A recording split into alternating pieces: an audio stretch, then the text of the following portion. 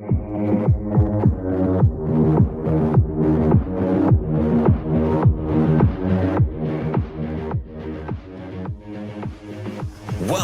to Hurrdat Sports Radio. Rebound Spencer. And Klingon had something to do that. He was standing in the paint to deter it. This is Spencer. Down the arc. Gives to the cutting Klingon, and he fires it down with two hands. What a feed by Spencer. Great pass. UConn has 12 assists on their 24 baskets. And Klingon, 22 points. Career high. 10 for 10 from the field. Sixers lead by 18. Batum with the ball. Joel posting into the lane. Gets it on Davis. And now shoots it from 15. Rimming good. Boy, that's a clash with two premier big men in the NBA. Embiid now 9 of 15, 25 points. Sixers by 20. Clippers' backs are against the wall. This is a huge possession. Jackson to the rim. Layup. Got it! Timeout called by the Clippers. Reggie Jackson with 35. Career high is 55. It'll be on the left hash. Angle right. Snap. Scales. Put down by Gill. Right foot. Cairo Santos to the uprights, and it is good from 55 to hold Trenton Gill. Cairo Santos 08 snap, right hash, angle left. Santos the kick. Santos is good from 30 yards. Good morning. Welcome in to Hurrdat Sports Radio. I'm Ravi Lulla. Andrew Rogers is back. Hey, man. What's going on, buddy? Hey, it's good to be back. It is good to have I listened to you guys on the 7-hour drive home yesterday. I'm glad we could take up almost half of that for you. Yeah, pretty close. Help you out a little bit. Although there. I was skipping through commercials because I got on the road at like 7:45. Oh, so gotcha. it was only about, which is a plus because I got to listen to you and Mike Sauter versus the background music, which I understand why our listeners highly dislike that music, Shane, because I was paying attention to some of the points that they would bring up of like, hey, it gets really loud here. And then, all of a sudden, like, it's like an alarm clock and like, I'm just doing my work and boom, you're hit with the music. And I found out like, yeah, there were times where it was a little quiet and then poof, it just hits you like a truck. Oh, come on, Shane. Yeah, maybe we can work on that, Shane. Maybe so. I have this dream of, then this would be a lot of work for both of us, of putting together, how in like the previews for movies, they have those like movie trivia things. And like, if we just did like a bunch of sports trivia and we filled the entire break, the commercials with that, like I feel like that'd be kind of fun. Yeah, you click the answer to skip the ad or something. Yeah, like, I know YouTube does that, so why not? I don't know. We'll figure something out. We'll work on it. Seems like a lot more work. Yeah, it does seem like a lot of work. I'm sure that will not be right, the Shane. Answer. Unless Shane just wants to do it all, that would be fine. Good morning. He didn't say no. I'm going to take that as a yes. No, good morning is a no.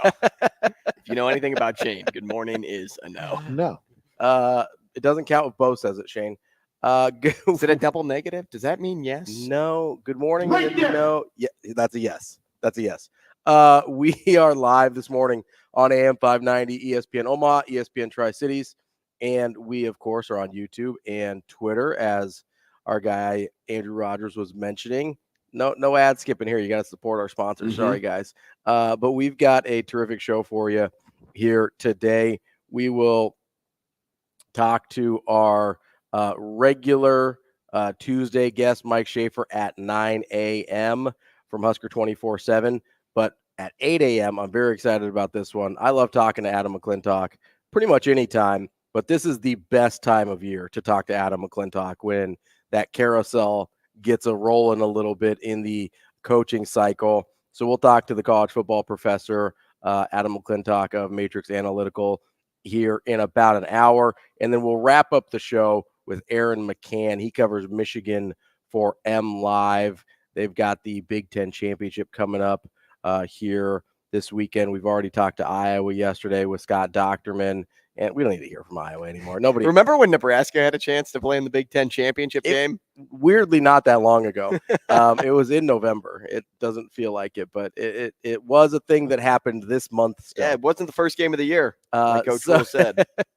Hey, everybody's everybody's a favorite. Everybody's undefeated this year right now. So we'll talk to Aaron McCann. Really interested to see about some of the, kind of the return of Jim Harbaugh is a big storyline here. Probably a bigger storyline than the game itself, because I think everybody expects Iowa to get boat raced. He didn't leave. Like, why are we making this a big deal? He didn't go anywhere. No, he just had to sit at home. I think it's more just he's back on the sidelines. And I'm just curious if they think it'll make any difference, right? Because if they lose to Iowa because he's back on Michigan it'd be a little that hilarious. Would make my entire month. Here's the problem is I think Michigan, I want Michigan to lose so they don't make the college football playoff. But do I really want Iowa to be Big Ten champs? Well, yes. Yeah.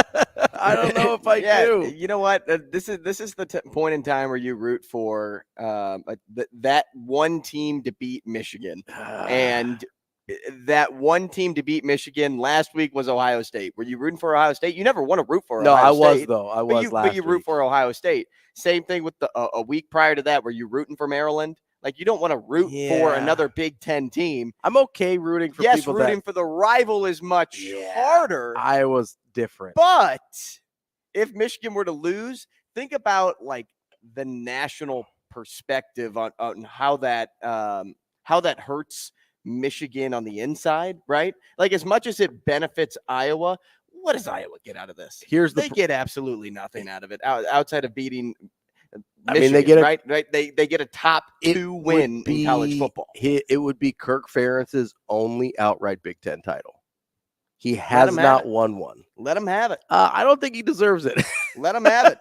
If it means if it means Michigan losing, let them have it. Here's the other problem, though. If Iowa gets a vocal voice out of it, though, they will be more vocal. They're the key. Already vocal. No, can you imagine? If they end up 11-2 with a Big Ten title and they're the ones that beat Michigan? They will never shut up. And if I were them, I wouldn't either. Guys. We live in a world. And just the opposite. We live in a world where Nebraska fans don't shut up about the championships that they've won. I know. Who cares? And everybody has their win. If they get it this way and Michigan falls off the map, I'm cool with it. And just the opposite, though. Michigan will not have a vocal voice if they win. Because they'll just be like, well, which will be fantastic. I don't care. Yeah, I don't care about Michigan. Because we were supposed to do that anyway. I don't care about Michigan. Their mindset. What I do care about is there are enough Iowa people in my life that it would not be pleasant for me. You know what? Come up with something different for them. I don't know. I mean, I could go 0 natties. We got 0 natties for Iowa. I don't even think they have any fake natties. 0. They're not even Texas A&M good to have one in 1939. They got the fake. That one was really real. I love like Auburn, I think it is, claims like 7 national titles. It's like, no, sorry, Auburn. That's not a real thing. I know. There's so many SEC schools that have like a dozen national title years plastered on their stadium.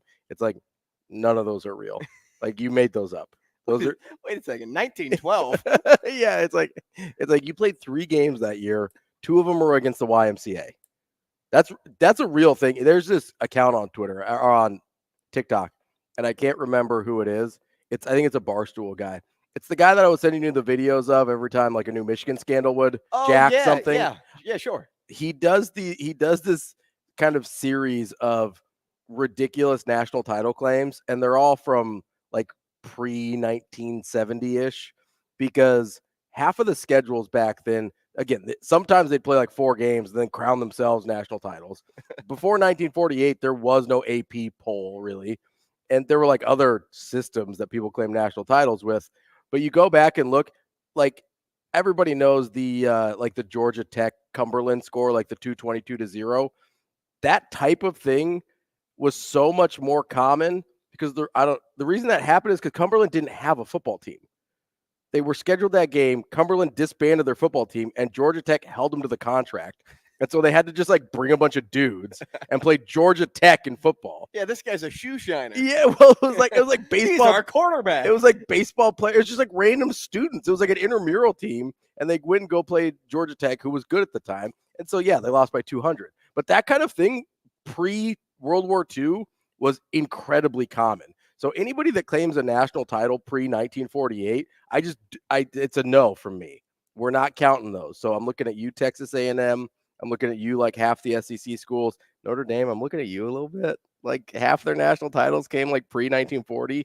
Looking at you a little bit, Notre Dame. I'm just saying. It's so okay. It's a little sus. Answer this for me because I haven't done the research. Is there another school that also claims like the 1937 national championship? Yes, I'm usually. So are there like 4 schools that claim that they've won? Yes, usually pre like 1950, there's like 4 schools that will claim a national title every year.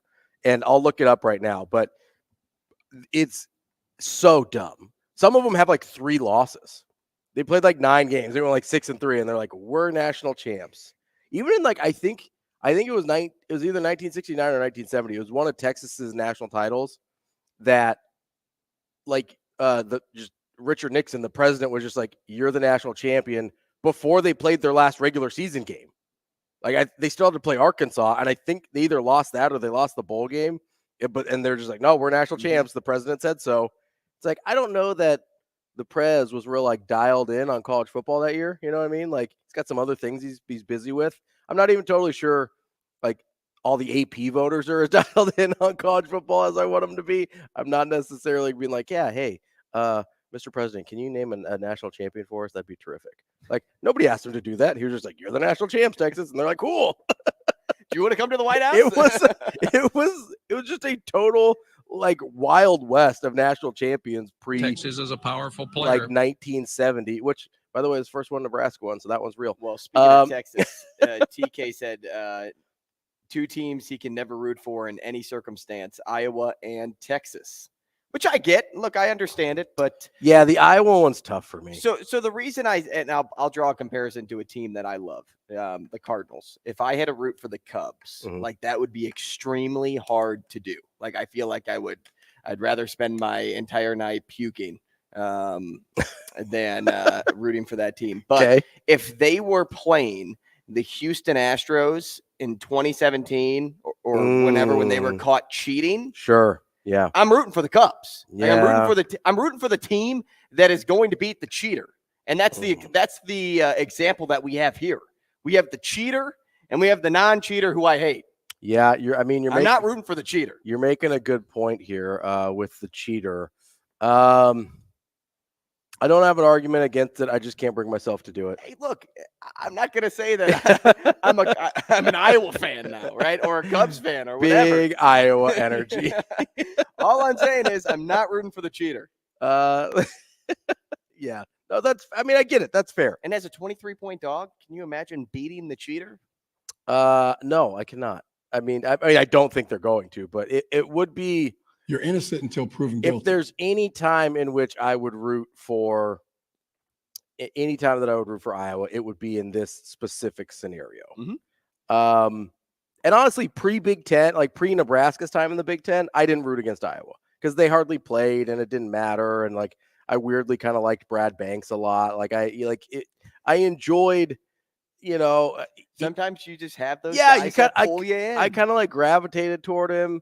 And I thought he should have won the Heisman instead of Carson Palmer. Like I thought he was a really good player.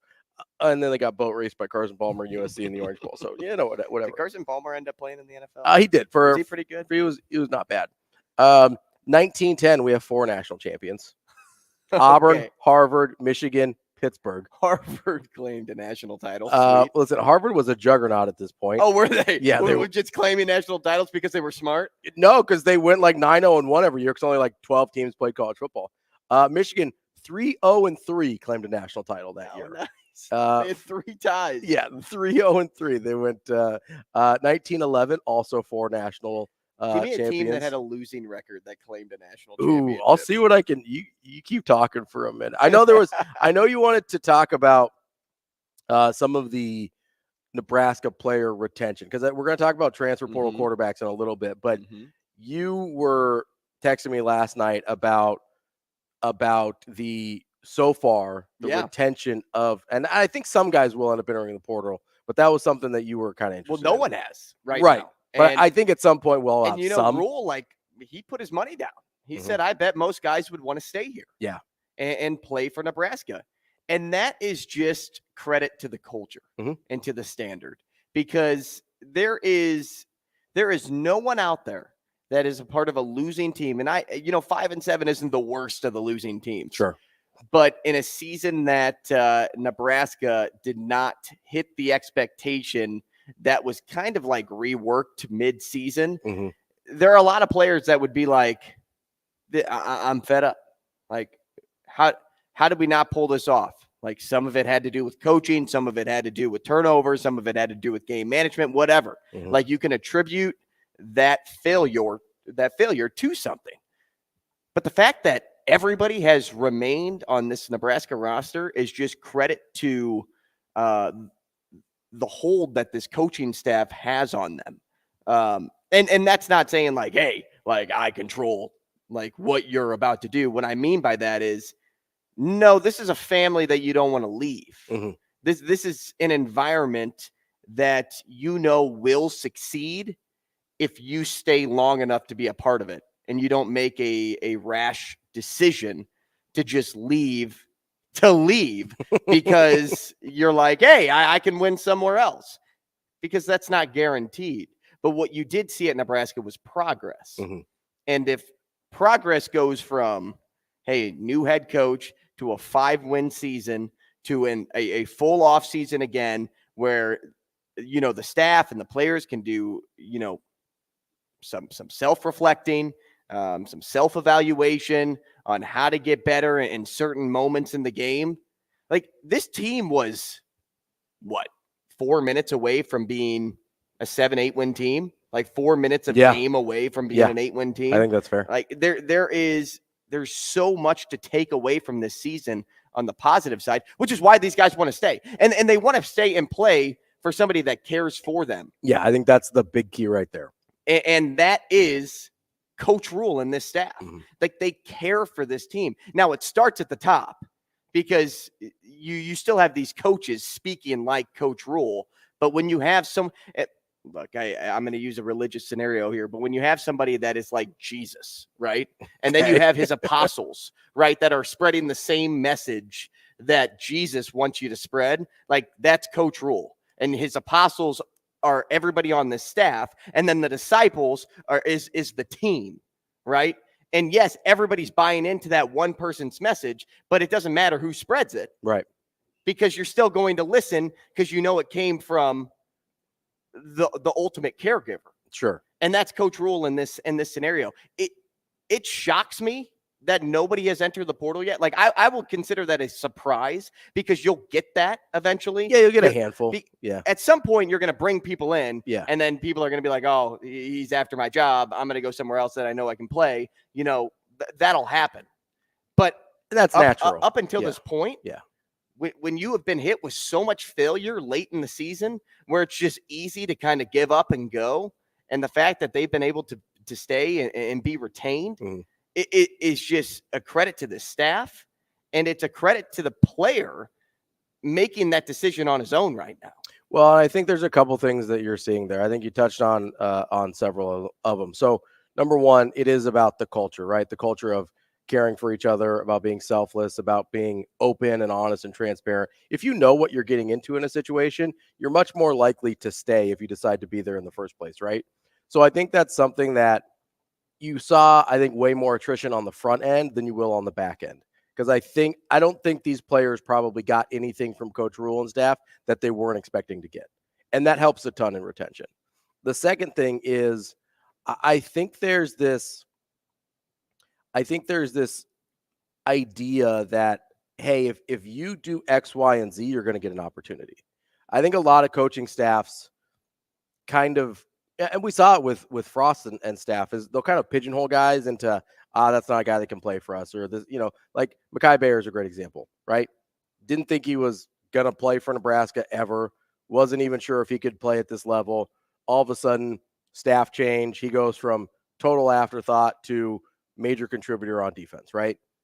When guys see that and they see, hey, we are going to get a fair shot, because that's all most guys want, especially if they're the kind of guy that would have stuck around in the first place. Most guys just want a fair shot. And if they feel like they got a fair shot and they still are not the starter, most guys can live with that. It's when they don't feel like they got a shot in the first place that you see guys leave and you see them move on to different opportunities and different schools and things like that. I don't think you're going to get a ton of that with Nebraska. What you'll get is eventually, as the talent upgrades, you'll get guys that say, hey, I would just like more of an opportunity to play somewhere else. I get that I'm not probably going to crack this rotation here or whatever. And Coach Rule will help those guys find homes, because he said he'll do that. Mm-hmm. If this isn't the right place for you, then we'll help find the right place for you, because you don't want – it's like when you're in a relationship with somebody, right? Like, you don't want to be in a relationship with somebody that doesn't want to be in a relationship with you, right? That's not good for anybody. Even if you can convince them to stay, like, long term, that's not going to work, right? And so you want guys that want to be there. And when guys want to be there, they understand what they're getting into, because Coach Rule and his staff are pretty honest and pretty upfront about, hey, this is what you're going to get here. And if that's not for you, it's okay. No hard feelings, but we should probably find a place that is for you. And so I do think you'll see some. That's just the nature of it. Like, I expect Jeff Sims to graduate and move on, right? Because I don't see any world in which he's the starting quarterback at Nebraska next year. I don't see a world where he's the starting quarterback at another university. Maybe not Power 5. I bet he could drop down. Yes, he could. Okay, well, like a group of 5, I bet he could drop down. Why I say that is it's not a guaranteed job. No, he did him no favors this year by giving him a guaranteed job at the next stop. And if he chooses to play, even if it is D2 or FCS or whatever it is, like, he'll have competition for that role. I bet he could walk into an FCS job and get and be guaranteed the job, basically. I don't know if he could do that anywhere in the FBS. I really don't. After what he's shown this year, there's probably some group of 5 schools that would give him that opportunity, but probably not very many places he actually wants to play, if we're being real. So that's going to be really interesting to see what he does, but I expect him to move on. I expect them to bring in, I think it's going to be 2 transfer quarterbacks. I think they're going to bring in a guy they think they can be their starter, and I think they're going to bring in a younger guy they think they can develop. Not that I've heard anything, but an example of a younger guy would be like a Zane Flores, a guy that's only been in college 1 year, that hasn't played yet, a guy that probably wants to be here, theoretically, he's from the area, understands the place. And I don't know anything about that. I know people get like real excited about Zane Flores. That's just an example of a guy that would make sense in the developmental role. Some guys that would make sense in some of those other roles, I know we're going to talk about here in a little bit, because they're starting to get some names trickling out into the transfer portal, and there's a lot of quarterbacks out there. A lot of quarterbacks. There's always a lot of quarterbacks, right? But I think here's one thing that I think we're going to look for more than starting experience, more than the ability, like their physical abilities, more than any of this. And we'll get into quarterbacks here in the next segment. Is I think the thing they're going to be looking for most is all of that intangible, emotional, and mental stuff that is so important to this staff. I think they can deal with just about everything else as long as they're not hyper turnover prone. Because that's where I was going. That's as long as they don't turn the football over. That's the big if. But if everything else can come with it. But if they're bought in on all the off the field stuff, those are the guys that I think they're going to go after the most. By the way, 1921, 6 national champions, including your Iowa Hawkeyes. Fake national title, Iowa, doesn't count. Did they have a losing They did not, but they share that title with Lafayette, Vanderbilt, Cornell, California, and Washington and Jefferson. That's not a real school.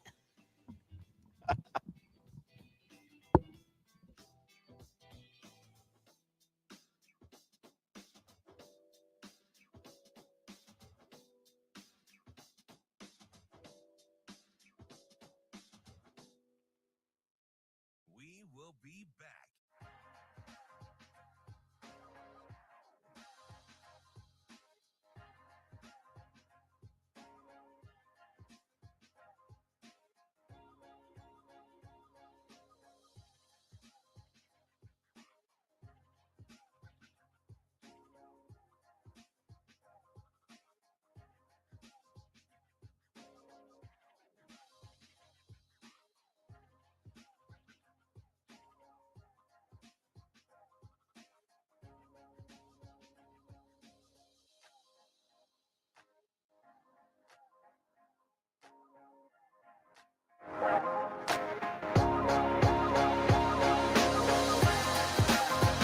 We will be back.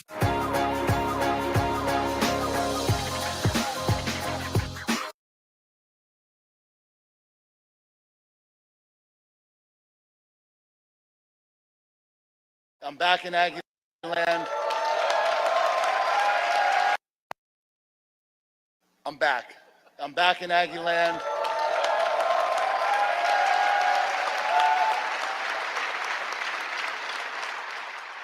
I'm back where I belong. I'm back at a place where we considered home for 4 amazing years of this coaching journey. This is a special time to be the leader of this great football program.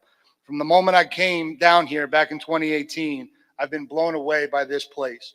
Okay, resourced as the premier football program in the country, supported by the 12th man, the absolute best fan base in the country. A football program and university rooted in tradition that links all of our former students like no other university across this great nation. Okay, I was told very early on here in my time that Aggies take care of Aggies. And since then, I've seen that play out time and time again. This place is special. The people that have been through here is special. We are going to continue to do special things.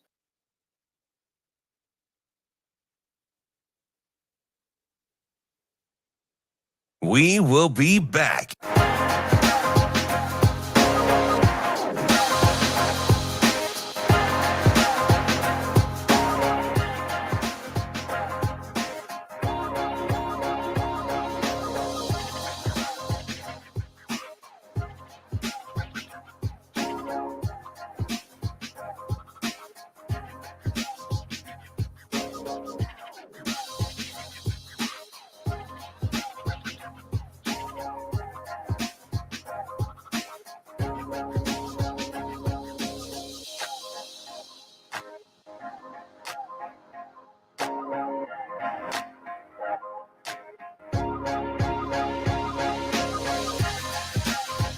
We will be back.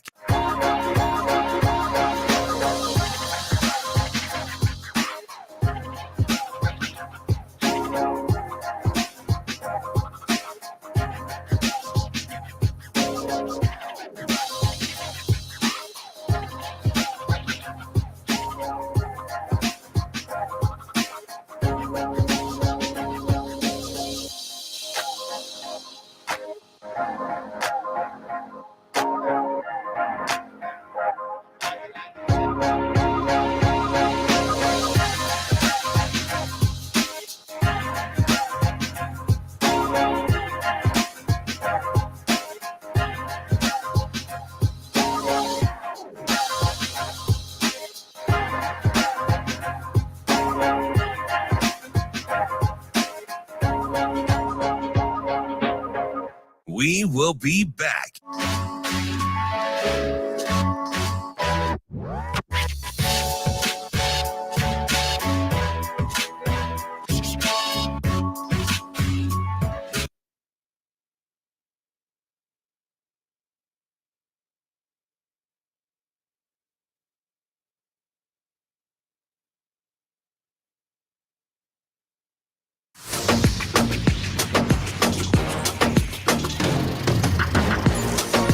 You're listening to Hurrdat Sports Radio.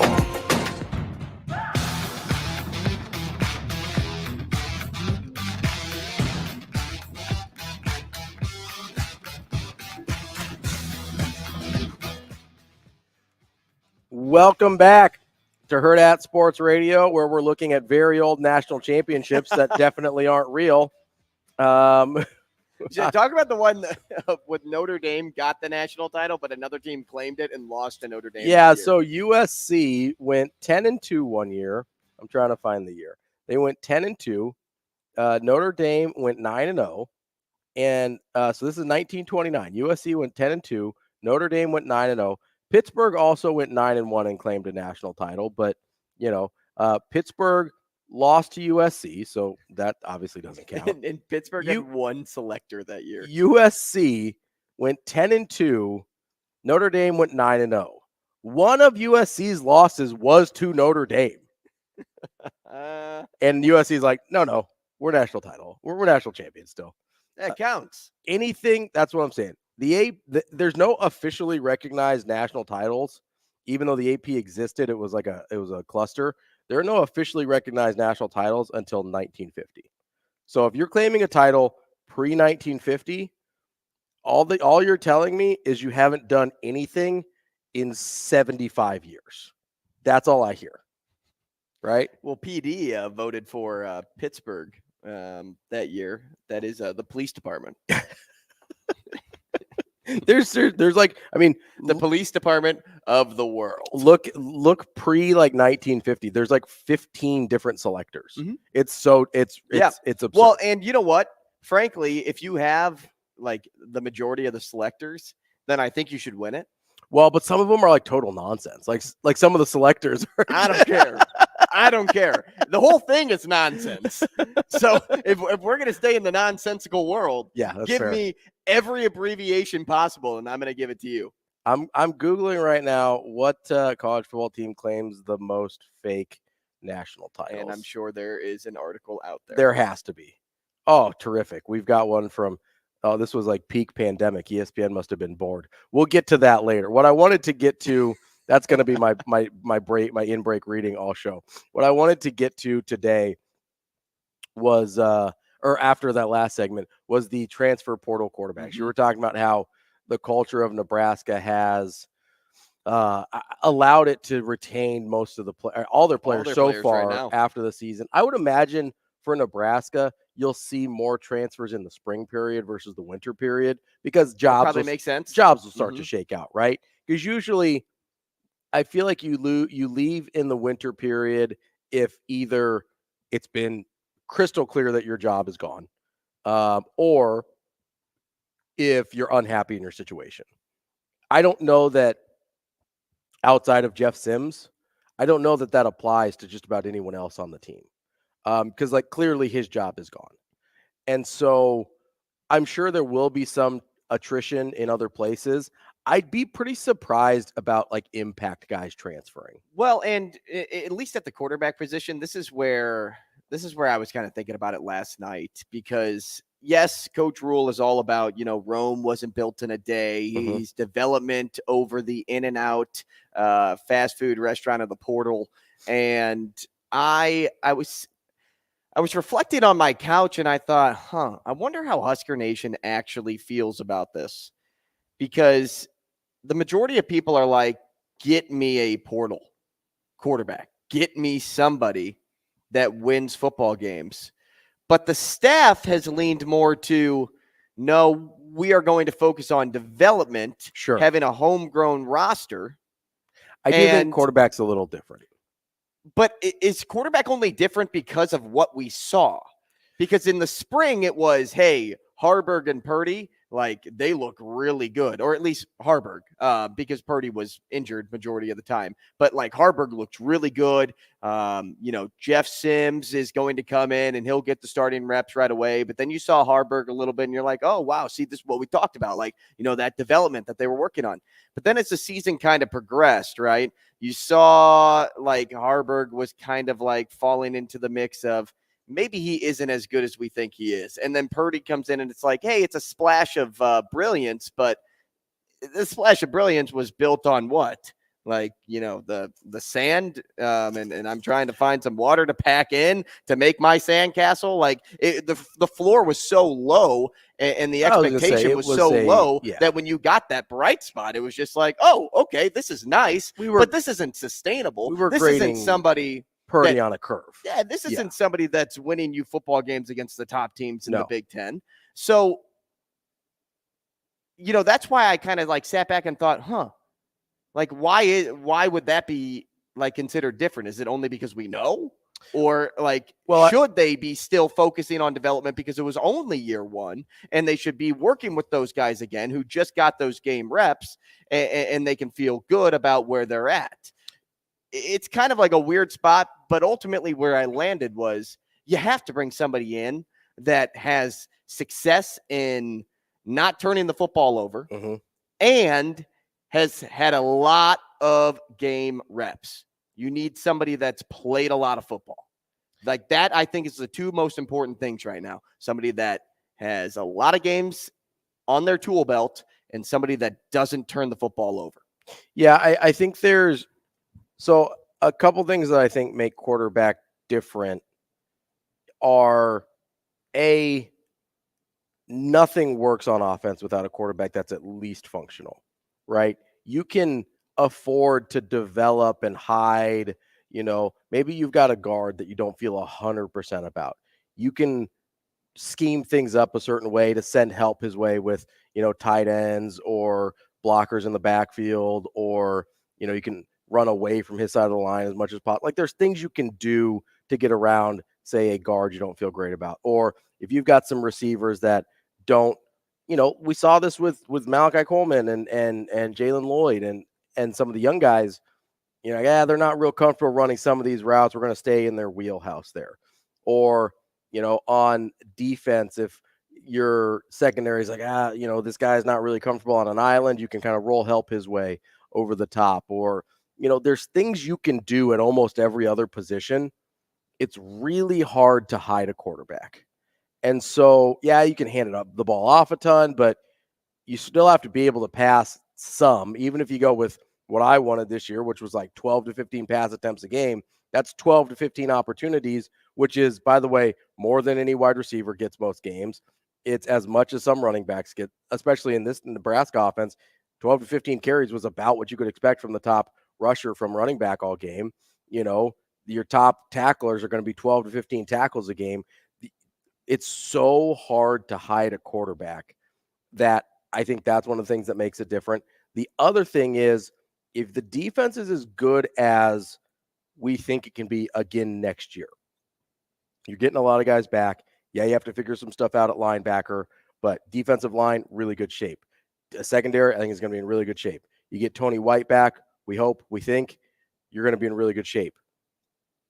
You almost owe it to your team to find somebody more competent than to make them suffer through another unknown season of quarterback play. Even if it's somebody who is solid, not spectacular, that's why I think you need to bring in two guys. I think you need to bring in a guy that is like rock solid, maybe like a Will Howard type from Kansas State, somebody like that, where it's like, hey, is this guy going to win a Heisman? Absolutely not. Is he going to be all Big Ten? Probably not. Is he going to keep us on the rails for most of the season? Yes. And then if you want to bring in some a developmental guy, obviously you've got Daniel Kalen coming in as a high school guy that you want to try and develop. And he'll probably be a part of that early signing period. Yeah, I believe he's supposed to enroll early. But if you are going to be a developmental program, that's fine. But I think there's parts of the team that are too far advanced right now to make them suffer through not at least having a chance at the quarterback spot, which is kind of what we saw this year. Now, obviously, that's not what they planned for this year, right? Because they thought Jeff Sims was going to be different and be the guy and at least be the guy that we saw at Georgia Tech, right? And he wasn't any of that. He turned into something else. Yeah, but there was still inconsistency in his game when he got here. Like there was that was noticeable. But you have to find somebody that isn't noticeably inconsistent. Right. I think instead of taking the home run swing that they were with Jeff Sims, because I think they saw him and they're like, hey, if we can develop him a little bit, he can turn into a superstar. I think you take, hey, we're going to take the real solid base hit here in like a Will Howard or, whoever else, right? Give me Will Rogers. Will Howard, Will Rogers. Give me that last name. Just the Wills. Give me it. Will Howard, too, was in that Heisman race the past two seasons, and he's been incredibly consistent. He's been a super consistent guy. I mean, second most passing yards in the SEC, and he's got a ton of playing experience. Yeah. That's what I'm talking about. Will Rogers. Yeah. Will Howard's got the Adrian Martinez connection. Yeah, so that's already like rock getting solid. rude. And he's just a rock solid guy, right? But if you want to make a splash, should I save it?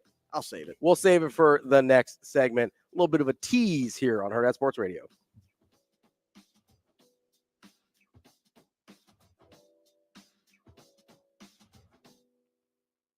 We will be back.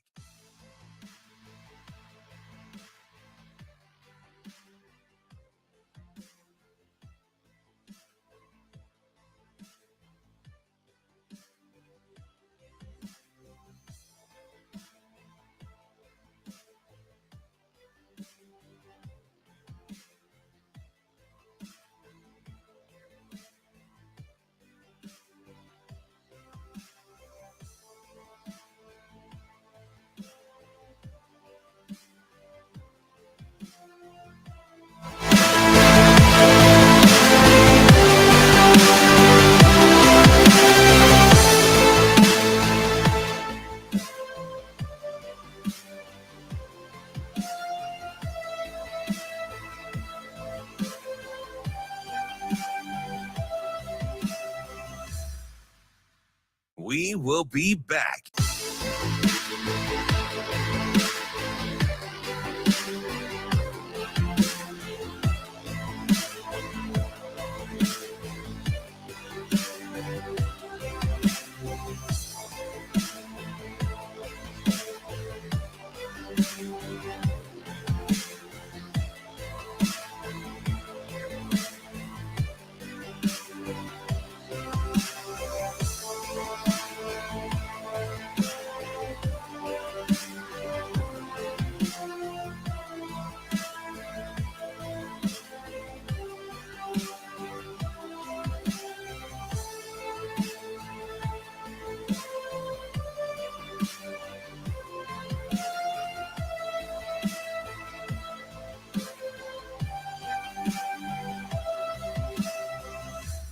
We will be back.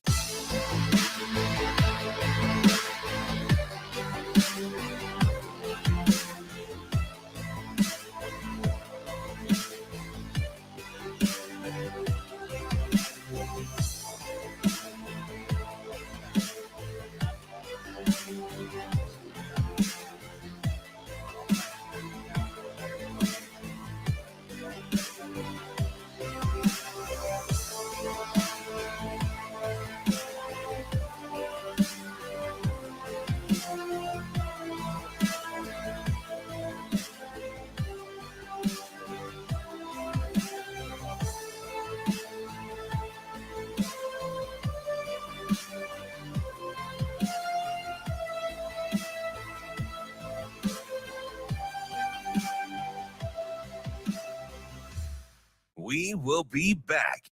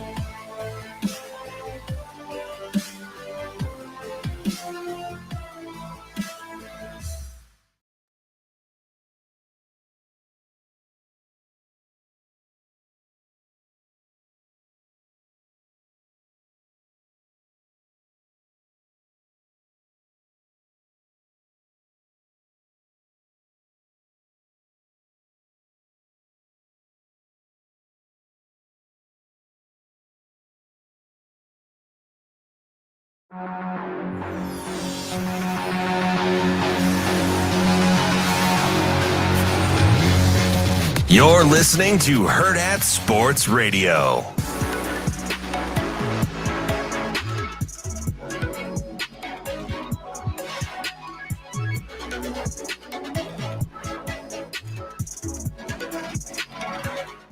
Wrapping up hour number one here on Hurrdat Sports Radio. You can give us a call at 888-638-4876. That's the Warhorse Sportsbook hotline. I want to tell you real quick about our friends at Warhorse. They are the best place in Nebraska to place your sports bets. You can go to the casino in Lincoln or to Horseman's Park here in Omaha at 6303 Q Street to place your bets. They can do almost every major sporting event, whether you're talking about pro, college. They do the fights. They got props. They got live bets. They got straight bets. I know? They got the parlays that burned Andrew this weekend. They've got everything. They've got you covered there at the Warhorse Sportsbook. Check out the Warhorse Sportsbook app, the Warhorse Casino app, or warhorsecasino.com/sportsbook for all the details and a full list of house rules. Warhorse Sportsbook, no bets, no glory. Yeah, so you killed it on your picks this week. Sure did. But you parlayed them in such a way that you won how much money? I went over. $0. I went over. Yeah, no. Hopefully those were listening to the show on their, trek to their Thanksgiving gathering, maybe out of state. Maybe they were hiding somewhere in a house listening to the podcast to avoid the family. They had to, right? Maybe you were in a sports betting state and you could do it mobily. Yeah. Or no, I was actually going to say, Nebraska's a sports betting state. It Maybe is. you snuck out. You went out the back door. Got in over your to Horseman's car, Park. Went over to Horseman's Park, placed a quick bet, got back before anybody knew you were gone, and you rode Andrew's picks because they were on fire. You asked me for some Thursday props. I gave them out. Yeah. If individually bet, Ravi, you won all the touchdown ones, right? 5 of the 7 plays that I gave, all hit, and all the touchdown bets hit. So Montgomery touchdown, CeeDee Lamb touchdown, and McCaffrey 2 touchdowns. Then we had plays stored up for the weekend. We gave some college plays. We also had some NFL plays, which I don't think we got to. All 3 NFL plays hit, by the way. So sorry that you weren't able to place those, but the college plays. Yeah. All 3 college plays, man. Yeah. They hit. They hit on the nose. You just had to parlay them. Yeah, I'll take it. Yet I'm a greedy son of a gun. And I came away with nothing. But, that's okay because we live to fight another day. And I feel like that's the same boat Nebraska's in, man. You live to fight another day. So you teased a quarterback coming in, a transfer portal quarterback. I think everybody agrees. You wanna make a splash? We're looking at least one. I want 2. I want them to bring in 2, kind of like they did a couple years ago. They brought in Chuba as more developmental guy. They brought in Casey Thompson as kind of an immediate starter guy. I think that's a method that can work, and I think that's what Nebraska needs to do here. You were talking about a quarterback that can make a splash. Who do you have in mind? Because Will Howard is kind of my safe pick, right? Been very solid. Obviously, Adrian can maybe peer recruit him to Nebraska a little bit. I know they played under different coaching staffs, but it seems like Adrian still has a good amount of love for Nebraska. Who's your splashy guy? So the only reason I was paying attention to this guy was because of Carson Rauner. Shout out Elkhorn South. Okay. Matthew Sluka from Holy Cross. Okay. FCS quarterback. That's a deep cut. Now he's been, picking up steam now that other people have noticed his stats and his name has kind of bounced around with Notre Dame lately and things. But Notre Dame always plays it safe, so they're not going to. They're probably not going FCS route. Yeah, no shot. But I was following him over the course of this season, and let me read you off his career statistics. Okay. 5,800 yards, 59 touchdowns, just 15 interceptions. Okay. He's dual threat. Okay. I like dual threats. He's got 3,500 rushing yards and 38 touchdowns. That's pretty good. Okay. He's a hard yard guy. He's under the radar, but he's the perfect fit for Nebraska. Why? Because you don't have to change too much with him. You don't have to recreate the offense next year because of who you bring in. What was working for them this year, or at least what they like to do, is keep the ball on the ground, right? Yeah. Have a quarterback that's a little bit mobile, maybe run the option. Matthew Sluka allows you to get a little change mixed in, but also not veer away too much from what you already know. Okay. And that's why I think Nebraska could really splash with a guy like him. He's got the stats to back it up. He's got the experience to back it up, his playing experience, I mean. Will it translate to FBS? That's the million-dollar question. But it's hard to say that a guy of this caliber couldn't be successful at a Nebraska. Yeah. Right? So my only hesitation, just kind of looking over some of the stats real quick, is the completion percentage prior to this year. Didn't crack 60% until this year, his 3rd year as a starter, 4th year in the program. Just 62%. My concern would be raising a level that would drop back down into the 50s. That would be my concern. I think you want somebody, which other than that, and again, I haven't seen this guy play hardly at all, just a few highlights, right? So this is based purely on the statistics. I don't know if he had dozens of drops every year, which is entirely possible. You see that a lot sometimes at lower levels when you've got a guy that maybe can make some throws that guys aren't used to seeing. Sometimes you get some receivers that make drops. I think they probably want a guy that they're comfortable with completing at a decently high percentage. That would be my only hesitation on a guy like Matthew Sluka. And the other thing is, so for a guy like him who you're talking about his last year of eligibility, that's a guy you probably walk into as like, that's going to be your starter. Mm-hmm.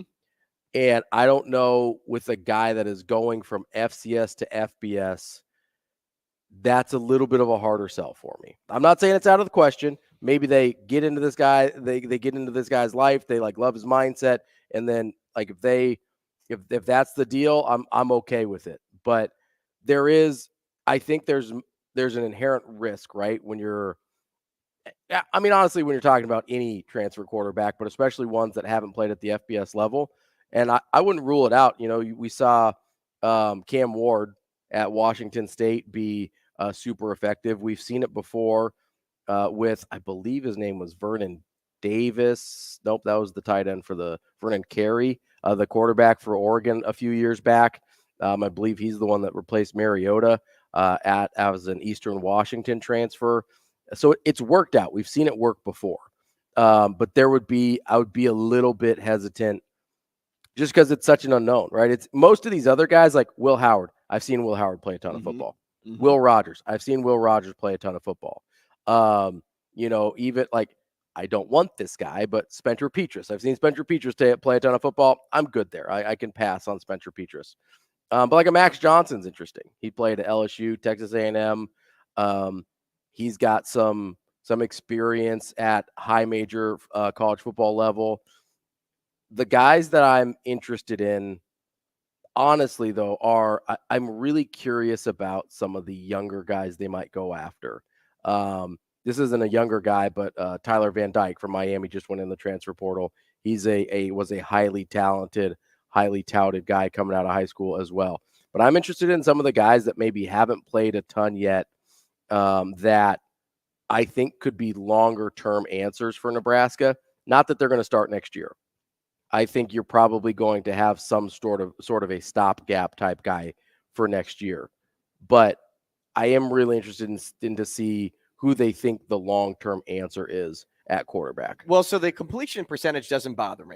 Okay. And I'll step in and say that first because it's been trending in the right direction. Sure, which is good. And so it would be hard for me to imagine that would take a major step back next season if everything's been trending upward. What really sticks out is his interception turnover totals have stayed pretty low. Yeah. Consistently 4, low. 5, 6, somewhere in that range. Yeah. I don't even think it's reached 6 before. I think he's only ever got it up to 5. Yeah. And this is somebody that if you're looking to make a splash, you go get because he's so under the radar. He's going to be overlooked because he is in his final year, because he is coming from FCS and he played at a school like Holy Cross and doesn't have maybe the compete level that, a Van Dyke has or a Howard has or a Rogers has or a Shaw has. This is somebody that kind of just fits what Nebraska's all about, right? Finding that diamond in a rough. And this is him. He embodies what Nebraska is outside of the fact that he's on his final year. Yeah. Right. Yeah. If he had more years of eligibility, 2 years remaining, it would be the ideal fit for Nebraska. But still, even though he's on his last year and that, Nebraska is all about, development, that's why it's okay to have a one-stop shop guy. Mm-hmm. Because what Nebraska's missing right now is a gamer. They need somebody that is just a complete difference maker. They didn't have that this year. They had guys that showed they could be that. Sure. Maybe like Jalen Lloyd when he made some splash plays, but he wasn't involved enough to be a literal gamer. Emmett Johnson showed some life, but he didn't get, he didn't compile at least the stats enough to be at least given the trophy of being a gamer. No quarterback was a gamer this year, no difference maker. Who was it last year? Trey Palmer. Yeah. Trey Palmer's a gamer. And that's what made Nebraska successful in the latter weeks. They need to find a gamer. Coming up next, we've got Adam McClintock. We're going to talk some college football coaching changes here on Hurrdat Sports Radio. We will be back.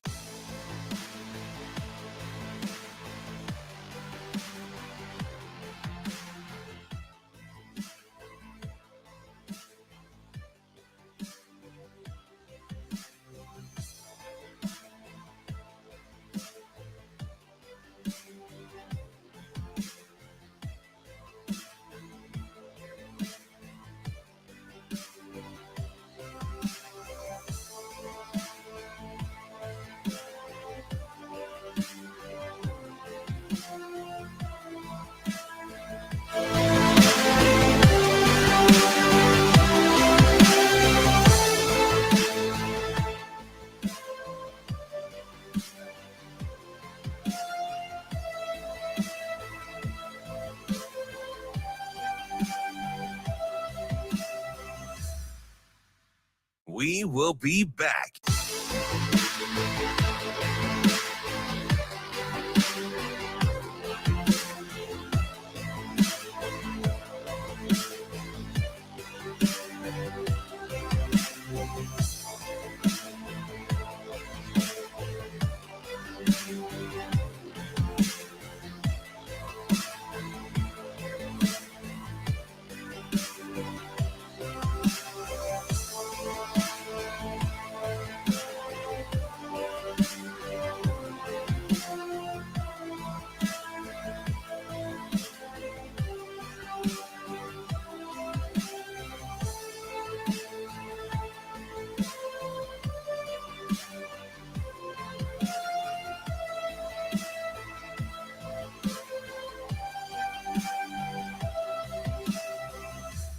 We will be back.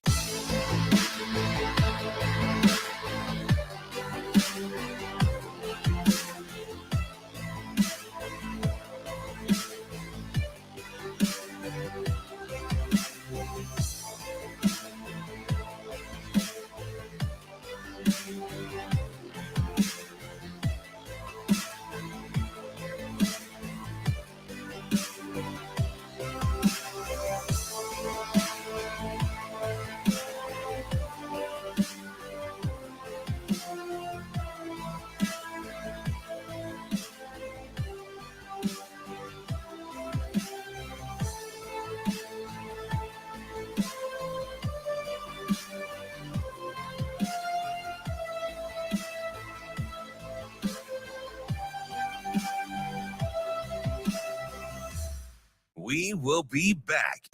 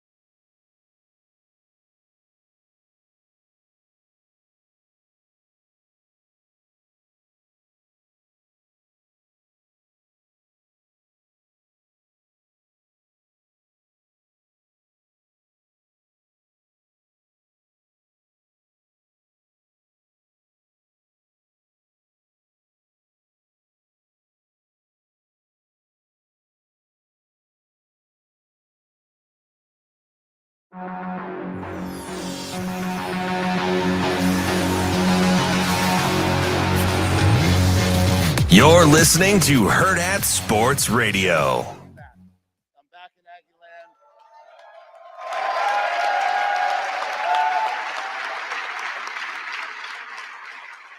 I'm back where I belong.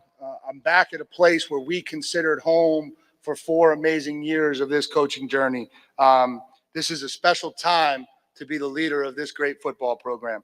From the moment I came down here back in 2018, I've been blown away by this place, okay, resourced as the premier football program in the country.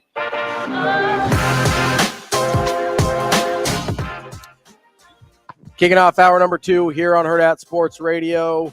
I'm Ravi Lulla. Andrew Rogers here with me. We're live on AM 590, ESPN Omaha, ESPN Tri-Cities as well. And we are brought to you by the NDOT Highway Safety Office. 1 of every 3 fatal crashes in Nebraska involves an impaired driver. Why take chances? If you drink or use other substances, do not drive. Impaired driving is deceptively dangerous. From the NDOT Highway Safety Office. Joining us now on the Warhorse Sportsbook Hotline is our friend Adam McClintock. He is the college football professor. He is a founder of Matrix Analytical. Adam, how are you this morning? Pretty good, guys. How we doing? What's up, man?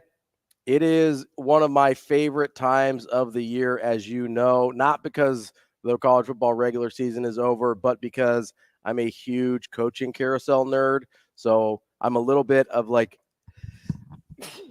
bless you. Excuse me. I'm apparently worst time to get a sneeze. I there, know. huh? Mid question, apparently allergic to that one. No, this is one of my favorite times of year, Adam, and I know it's one of your busiest times of the year. So we appreciate you joining us. Let's start with a job that's not opening up, apparently, and that is the UCLA job. That was one of the strangest ways that like will they, won't they has played out. The report gets out that, hey, they're firing after USC. They beat USC pretty handily, and they're like, well, I guess we'll keep him. So my question with Chip Kelly is, what do your numbers say about him as a coach? And do you think it was the right move for them to retain him? Well, the numbers, Chip Kelly, it was kind of a strange year for him because he's got a new quarterback.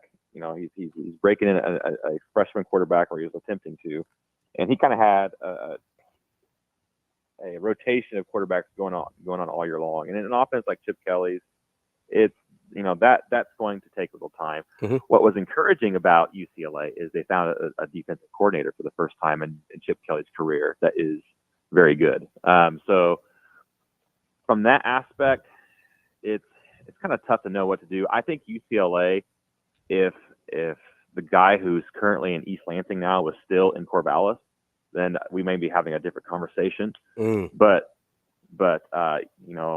Michigan State struck first, and now UCLA has kind of, I think, probably made the right decision and giving Chip another year.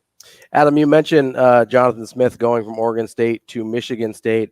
I think everybody agrees it's a home run for Michigan State, but I've heard some people say that maybe there was something better out there for Jonathan Smith, if not in this year's cycle, then in next year's. How do you view Michigan State as a job? Because I know that's part of your equation as well.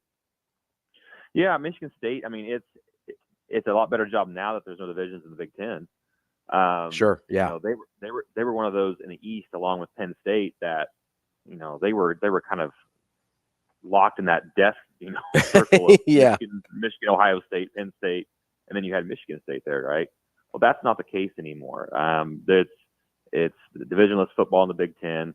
Anytime you can get a Big Ten or SEC job, I think at this point you have to take it, because those two conferences are separating themselves so much from the rest of the college football landscape that the resources at those schools are just going to be better than what you can get in the ACC or Pac-12 or Big 12 moving forward. Adam, just yesterday, I saw Feldman tweet out that Florida parted ways with their co-DC and defensive line coach. And then as I was, looking through things this morning, I also saw that you guys as well did a nice little kind of like Twitter feature on defensive coordinators. And, it had me thinking about that move that Florida made, because as I kept reading more and more about those two coaches, nationally, it seems like they're perceived as like highly regarded at their positions. But then it had me thinking like, okay, how do you go from being fired from a university and then also be looked at as like, hey, they won't be on the market for long? Like, where do you kind of like draw the line there? Because there's obviously different scenarios and situations that, can be delivered saying like, well, they're actually just a good coach and they just didn't make it work here. But like, how does Florida go from firing them and then these two also being looked at as like, hey, they won't be they won't be jobless for long? Well, it's the human aspect of this that people kind of forget about. Is you have 11 headsets that have to get along and have to have the same vision, have to have pull in the same direction. Florida just hired a new defensive coordinator last year in Austin Armstrong, right? Who's to say that maybe his vision and the vision of his defensive line and secondary coaches weren't playing in the same direction? So then Billy Napier's in a position where, okay, does he fire his defensive coordinator he just hired, or does he allow his defensive coordinator maybe to make some changes on his side of the ball that he wants? I think that's maybe the situation you're getting into there at Florida more than anything. And, human element there again, some programs make mistakes, and this may have been a situation where that might not have been the best thing to do. Those are two very good coaches, and I kind of agree with the sentiment out there that they won't be on the market for very long. Adam, I want to get to our the openings here, the current openings here in a second, but first I want to ask you about Mike Elko and that Texas A&M fit, because it seemed like they were settled on Mark Stoops. There was a little bit of a revolt, and then Mike Elko ended up being that guy. So a couple questions here. Number one, out of those two, who did you like better in terms of the numbers that you guys put together? And the second question is, how do you think Mike Elko is fit-wise at Texas A&M? Well, first of all, remember when we talked last week, or was it maybe a couple weeks ago now? I don't know. It's all blending together. we said that Texas A&M was going to swing for the fences because that's who they think they are, and they did. They swung for Dabo Swinney and they missed, and then we said they were going to come back down to earth and have to hire a Mike Elko or a Jeff Traylor at UTSA, and that's exactly kind of what happened. They swung for the fences. Dabo, I think, probably maybe entertained it for a bit, but in the end, why leave Clemson when for something like Texas A&M? That's not, you typically don't see that in the coaching profession. But I like Mike Elko. I think he's a much better fit than Mark Stoops. If I was a Texas A&M fan and Mark Stoops was announced as the head coach, I probably would have been right there with the pitchfork as well. Because the next time Mark Stoops upsets somebody will be the first time. He beats the teams he's supposed to beat, and he very rarely swings above his weight class. You can't have that at Texas A&M because you're going to have to beat Alabama. You're expected to, or at least that fan base expects them to beat Alabama every so often. Expects them to beat LSU. Expects them to compete with Georgia. Mark Stoops was never going to do that. Adam, he has good. Mm-hmm. No. Go ahead. Finish your thought. So yeah, Mark Stoops, he's going to beat the teams that he's more talented than, but he's not going to do well against teams with equal talent or greater talent than he has on his roster. Okay.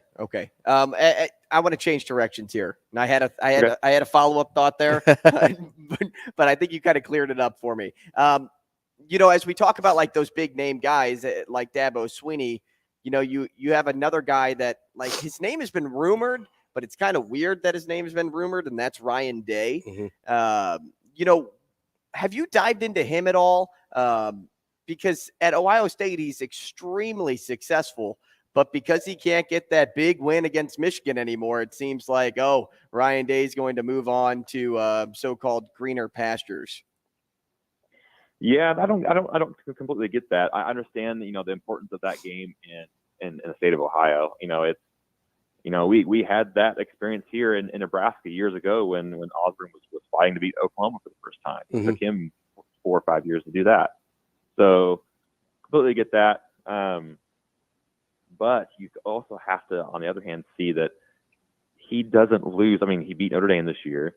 He routinely beats Penn State, which is a good program.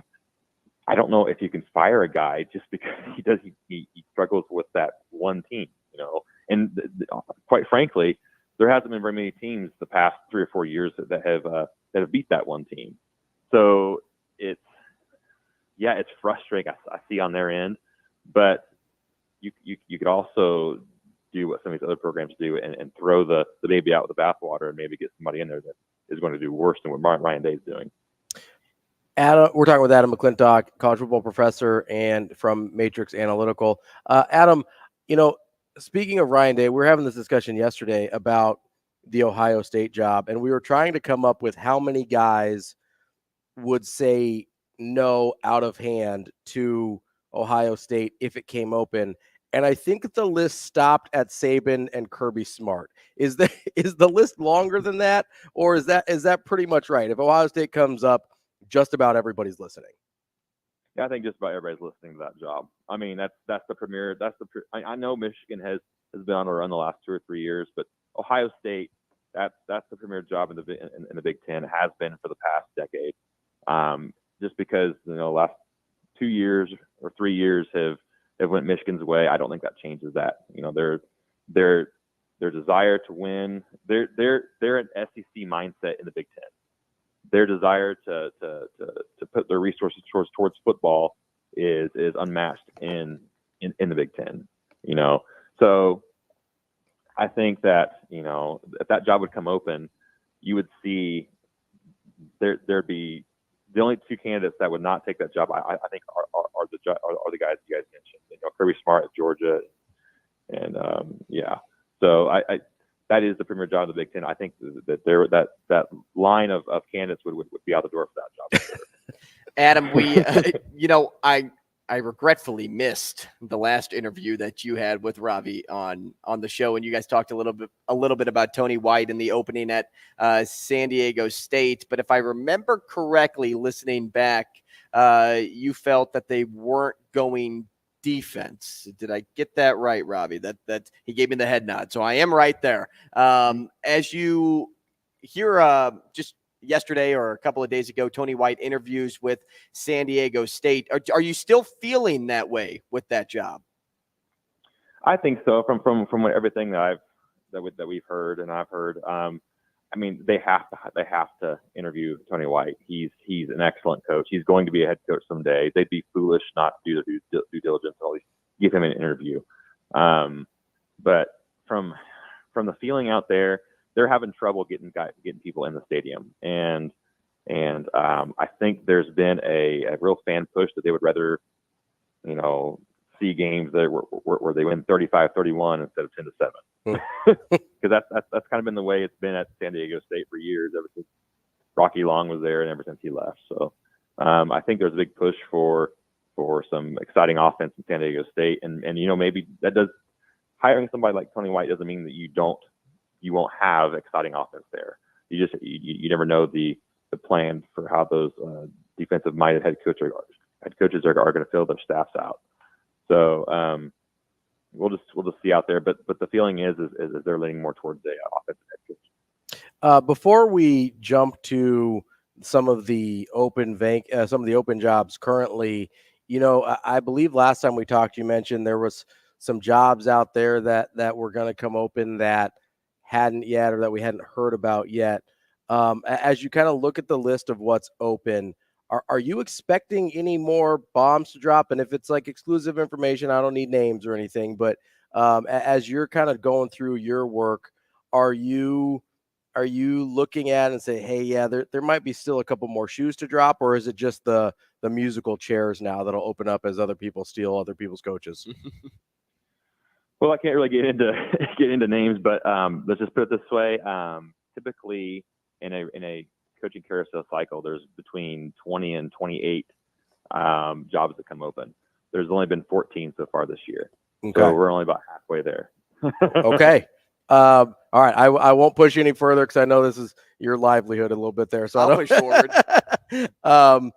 So of the jobs that are open, not a ton of Power 5 jobs open right now. I believe Houston, Indiana, Duke, Oregon State, Syracuse are the Power 4 or 5. I don't know, whatever the Power Conference jobs that are open right now. I don't know. It feels weird to include Houston in there, but I guess maybe it feels weird to include Oregon State in there too as well. But out of those jobs, those are all kind of in that, not the top tier of college football jobs. Do you think a job like Indiana, despite the lack of its history, despite kind of what they've been, because they are in the Big Ten, is first in line there? Or what's the pecking order of those jobs that's open? Well, I think one of the jobs that's open right now, the most attractive should be Houston, right? You're right there in a very fertile, recruiting ground. And I know they're not funded like Indiana might be, but you're not going to. It's going to be really tough for you to mix it up with the big boys of the Big Ten at Indiana. With the reconfigured Big 12, if you would get the right coach in at Houston, I think that could really go somewhere quickly with their resources and with their recruiting base right there in the Houston area. I think that's a good looking job right now for the ones that are open. Adam, what do you make of Fran Brown emerging as the top target at Syracuse? Hey, it's another Matt Rule, defensive disciple, right? So he's done well as a defensive backs coach at Georgia. Excellent recruiter. Not only, and some of these position coaches you have to watch because they only do their best work when they're out of Georgia. That's not Fran Brown. He was good at Temple. He was good at Temple. He was good at Rutgers, and then he went to Georgia, and he's still good. So he's done it at every level of competition that he's been at. I think that would be an interesting hire for Syracuse. Adam, I wanted to ask about some guys that you and I had talked about before that we're both big fans of. Curt Cignetti out at James Madison, who I think I know at least during a portion of the season was basically your highest rated coach in your metrics. And then Jamie Chadwell, a guy that I've been really high on for a while. Of those Power 5 jobs that are open, do you see an opportunity? I know Duke kind of makes sense geographically with both of those guys. I don't know if it as much makes sense from a fit standpoint. Do you see any of the open jobs, whether Power 5 or not, that look like, yeah, I could see one of those two guys slotting in, especially considering Cignetti's a little on the older side for, maybe some of those guys that want a young up-and-comer? Yeah, and like you said, it kind of depends on what the athletic director is looking for at whatever school they're going to. But I think Cignetti would make a lot of sense at Duke. I think Chadwell would make a lot of sense at Duke.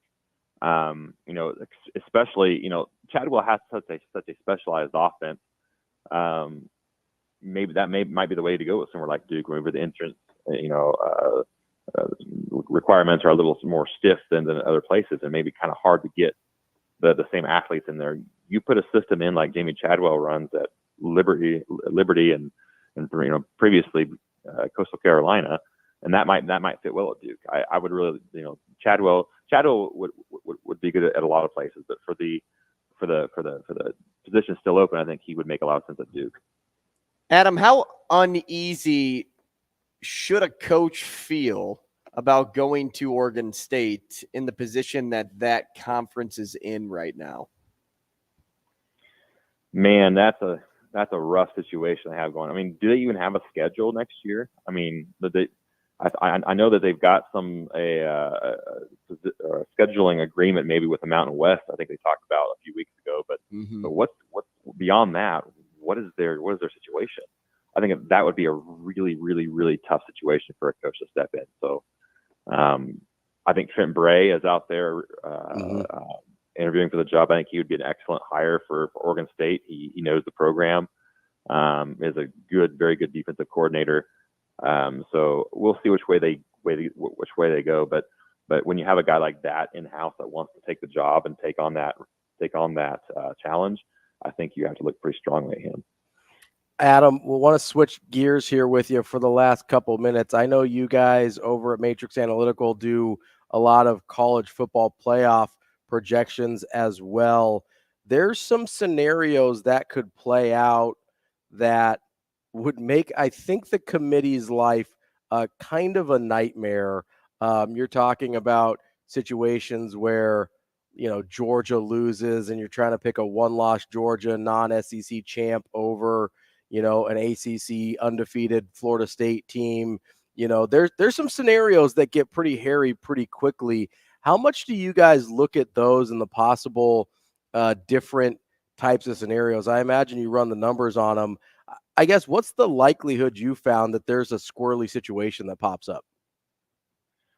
Well, I mean, all it would take is Nick Saban getting that crew ready to go and beat Georgia in the SEC title game, and then it's Armageddon, right? Or if Washington loses to Oregon, right, and you've got two awesome one-loss Pac-12 teams.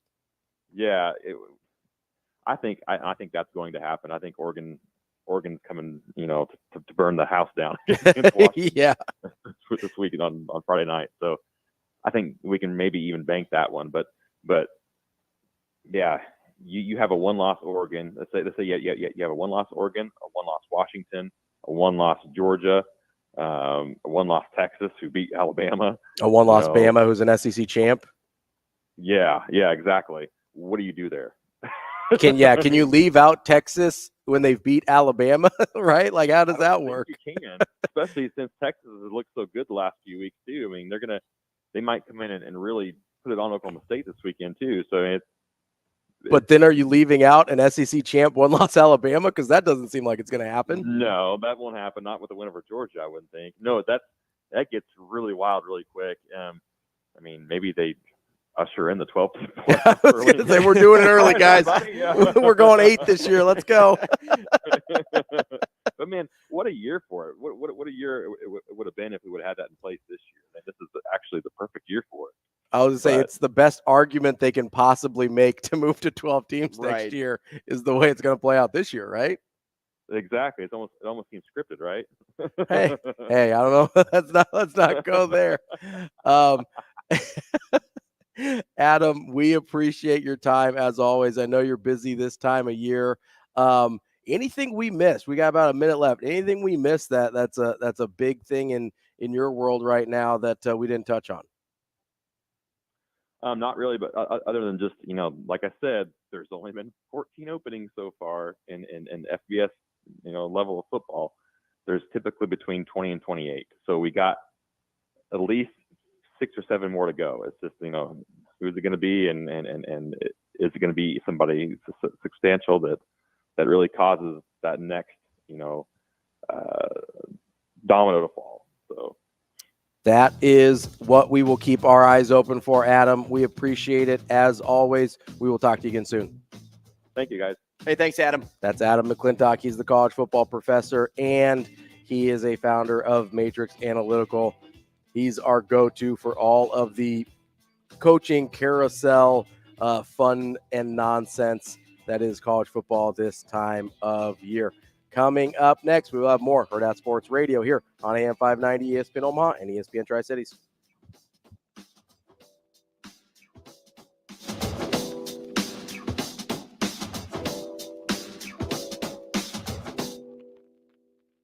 We will be back.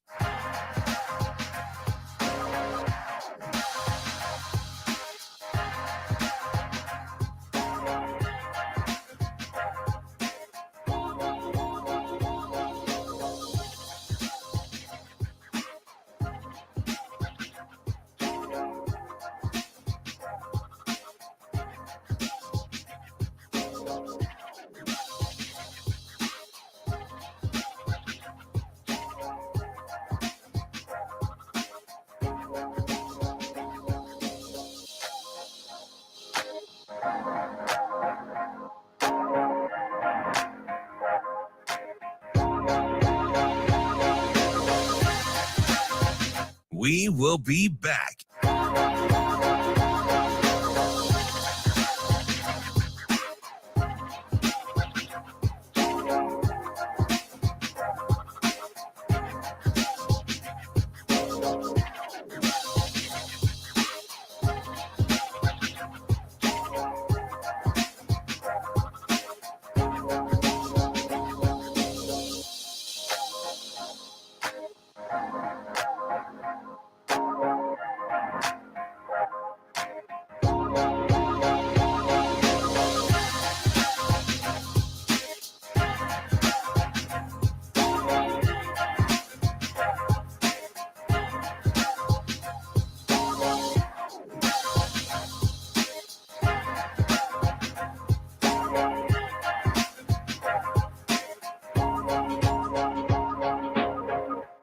We will be back.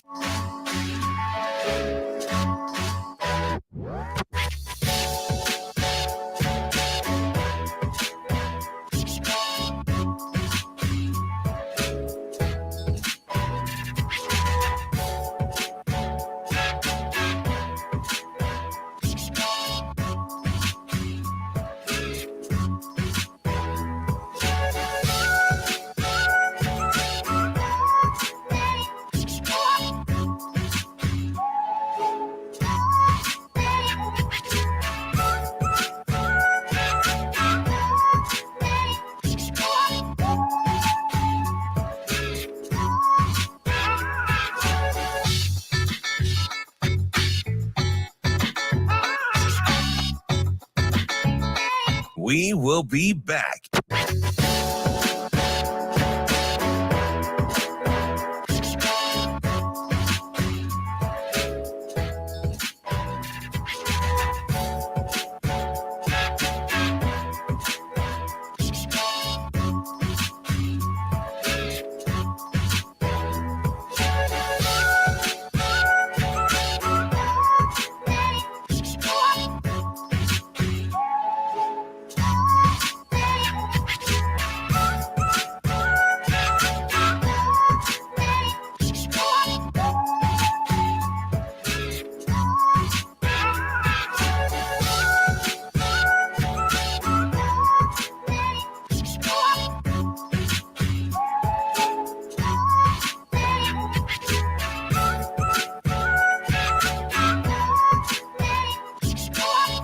We will be back.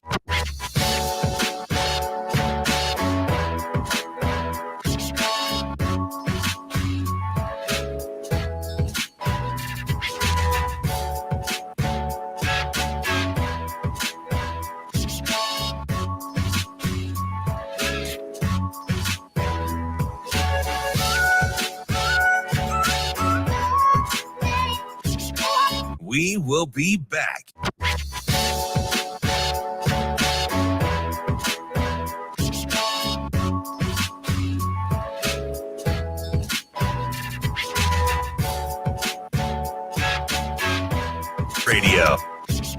Radio.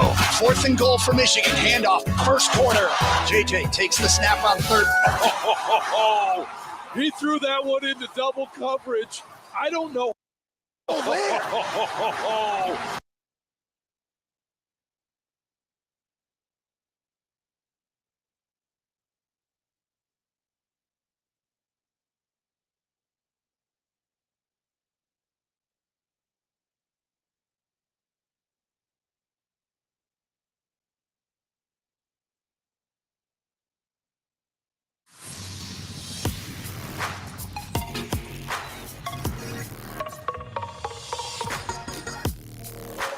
You're listening to Hurrdat Sports Radio.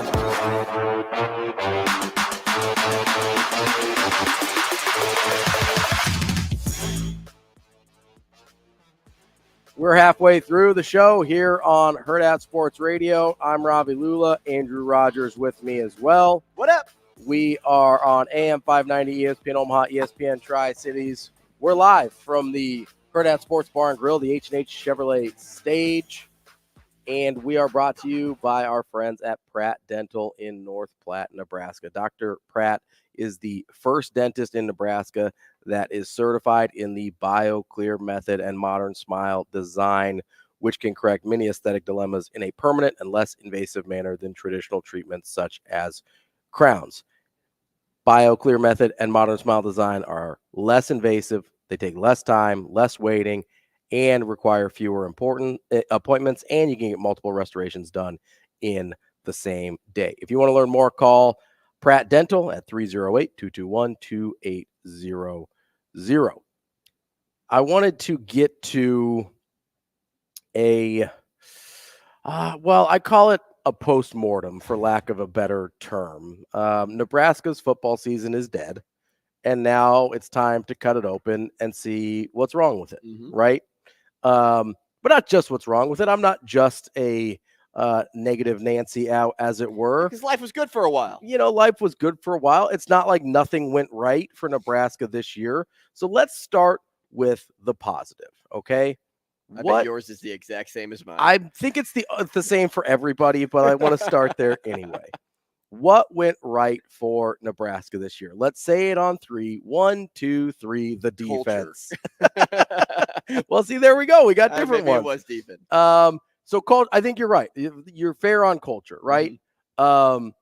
I think that is 2 things. Yeah. So 2 things went right. Look at that. We're halfway there. And Shane said, what'd you say, Shane? I said Omar Brown. Yeah, that's what I thought. Omar hit Stick Brown. I thought Shane was going to say Coach Rule's Fu Manchu during the Iowa game. I mean, that whole defensive backfield was solid. So I'll start defense and then you can go into culture, because I think you're right as well. Culture is a big one. But the thing that went for me on the field the most right was the defense. And that's not, I don't think, a hot take, although I did seriously consider the offensive line because of how much better they were than we were expecting. But the defense was a genuinely very good unit. I think top 20 nationally in basically every category, as high as in the top, I believe they were still top 5 in rushing defense by the end of the year. I haven't looked up the updated statistics yet because I got sad after the Iowa game. I didn't want to look at anything. But the defense, top 20 in pretty much all major statistics nationally. This was a genuinely very good defense with a defensive coordinator that you're really excited about. You hope you can keep him for one more year. I think San Diego State is going to go offense. They're interviewing Ryan Grubb from Washington, who's been with Kalen DeBoer at a bunch of different stops. My guess is that's going to end up being the guy, is Ryan Grubb. So I'm not super worried about Tony White this year. I think he is not long for being a coordinator anymore. But you've got a great coordinator. You've got guys that have really emerged, both veterans and young guys that have emerged on that defense. You've got kind of already the mix of having young guys that are going to continue to develop and having veterans. That's kind of the perfect mix of what you want on a football team. And the defense sort of found it in year 1. And it seems like it'll continue throughout the next couple years as well. And it was it was really nice to have a unit on the football field that you could feel good about pretty much every single game. Outside of the Michigan game, obviously, which is an outlier. I kind of just tossed that one to the side because it's Michigan. And then the Colorado game where the dam broke about halfway through the third quarter. This defense was consistent and great all year long. I think you have to be happy at the very least with how the defense played. And that has a lot to do with the foundation and the culture that was set right away when this new staff took over. And yes, there was culture before. Yes, there was, a foundation, even though there were some cracks in it. But it's all about stabilizing that. And that's exactly what this staff was able to do. And that early stabilization led to a 5-win season. And I think people constantly forget about that. But the reason this is the right for me is because that is so easy to build on going into the offseason. It's so hard to overlook the fact that the young guys on this team have already experienced game competition development, right? It's obvious. Player development is so obvious from what you saw this season. You got that with young guys, skill guys on offense. You got that with some young guys defensively. We brought up 2 names almost every week. Prince Willa Uman-Mielen and Cam Lenhart. 2 guys that, because they got game reps so early, they will be difference makers down the stretch. Why? Because they were a part of the concrete that was poured into the foundation, the ones that were sealing up the cracks. Then you had the veterans in the room that were also helping lead. And even though you had maybe a chart in front of you of who the seniors were, the juniors, the sophomores, the freshmen, etc., everybody was on the same playing field. And that is because of the culture that Coach Rule initiated when he got here. Yeah, I think that's a really good point. And I think that culture feeds into defense more directly than it does to offense. I think defense, while the execution and the technical aspect are very important, so much of defense is effort. Do you want to do the hard thing? And that's football in general, but I feel like especially on defense, are you willing to do the hard thing? And if you have the culture in place, generally guys are willing to do that, and that's what you saw for Nebraska. The next one, so there's two more categories: what went wrong, and then what killed them. So what went wrong for me? I think we're going to know what killed them. But what went wrong for me was the offense in general. Was the worst offense in Nebraska since 1968. They averaged just over 300 yards per game and right at 18 points per game this year. That's not going to get it done very often. And even with that, you're talking about the worst offense in 55 years, if my math is right here. That is a team that very easily could have won 7 or 8 games this year. So that, again, goes to the defense, goes to the culture that we were speaking about. But the offense's inability to find anything that consistently worked, the option worked for a couple of games, and it seemed like that could be a thing. And then you've got some deep passes that worked for a couple of games, and that seemed like it could be a thing. But they never really found a consistent identity on offense. And part of that has to do with injuries. Part of that has to do with the quarterbacks they chose to bring in.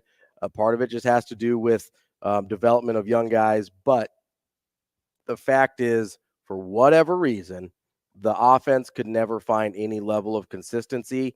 And had they been able to do that, you probably are looking at a 7 or 8 win team pretty easily rather than a 5 and 7 win team. So I know that's an easy one, but for me, the offense's inability to do anything consistently really ended up being what was wrong. Well, and I'm on the same page there because I had 2 things that fell into that category for me. It was injuries. They were hit with the injury bug early and often, and often, and they had to figure out how to adjust. They were changing on the fly, and along with that, it's turnovers. Turning the football over was the biggest problem for this team. Now, I'm sure that could also fall into what killed them, and you may lead into that. I have like an alternate to that, which is why I have this into the what went wrong category. And the reason is, you can't expect to turn the football over 4 times in a game and expect to win. You just can't. You can't even get close in the turnover margin. And still turn the ball over 3 times and expect to win games. And the fact of the matter is the turnovers weren't in the second quarter. They were costly turnovers. Ones that happened toward the end of a game where it was either, hey, we have a chance to win this by just getting some points, some easy points here, or it's, you tighten up because you're like, I'm too worried about turning the football over in this scenario, and things can, let's just say, curl up in the fetal position, and that's where Nebraska ended up being. So those 2 things were what went wrong for me and what killed them. Not having a gamer, man. I said that earlier. Not having somebody that you can put the football in their hands and they're going to win you the game. Now, I also think game management could go into this category too, and that was kind of my breakaway from turnovers, but I'll let you finish up. Real quick, mine more than turnovers was the timing of the turnovers. Like you mentioned, 15 of their 31 turnovers came in the fourth quarter overtime. That's basically half of their turnovers came in the most critical junctions of games. All right, that's the Nebraska postmortem. Coming up next, we're going to get some Hurrdat Hot Seat here on Hurrdat Sports Radio. We will be back.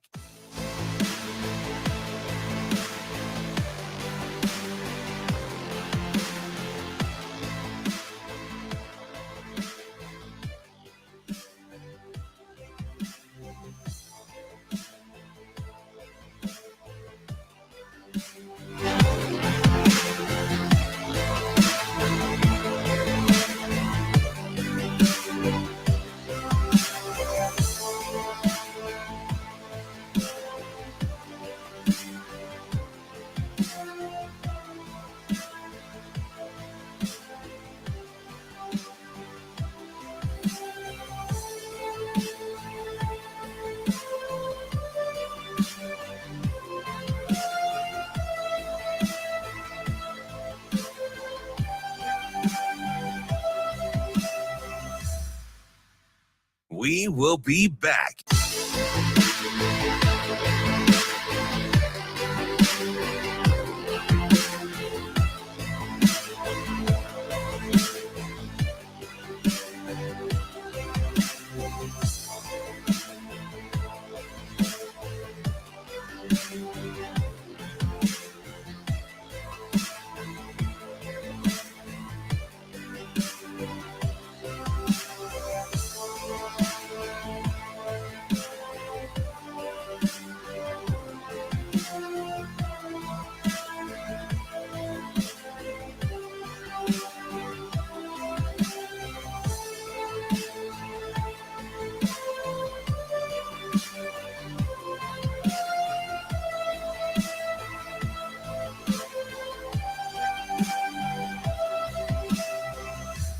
We will be back.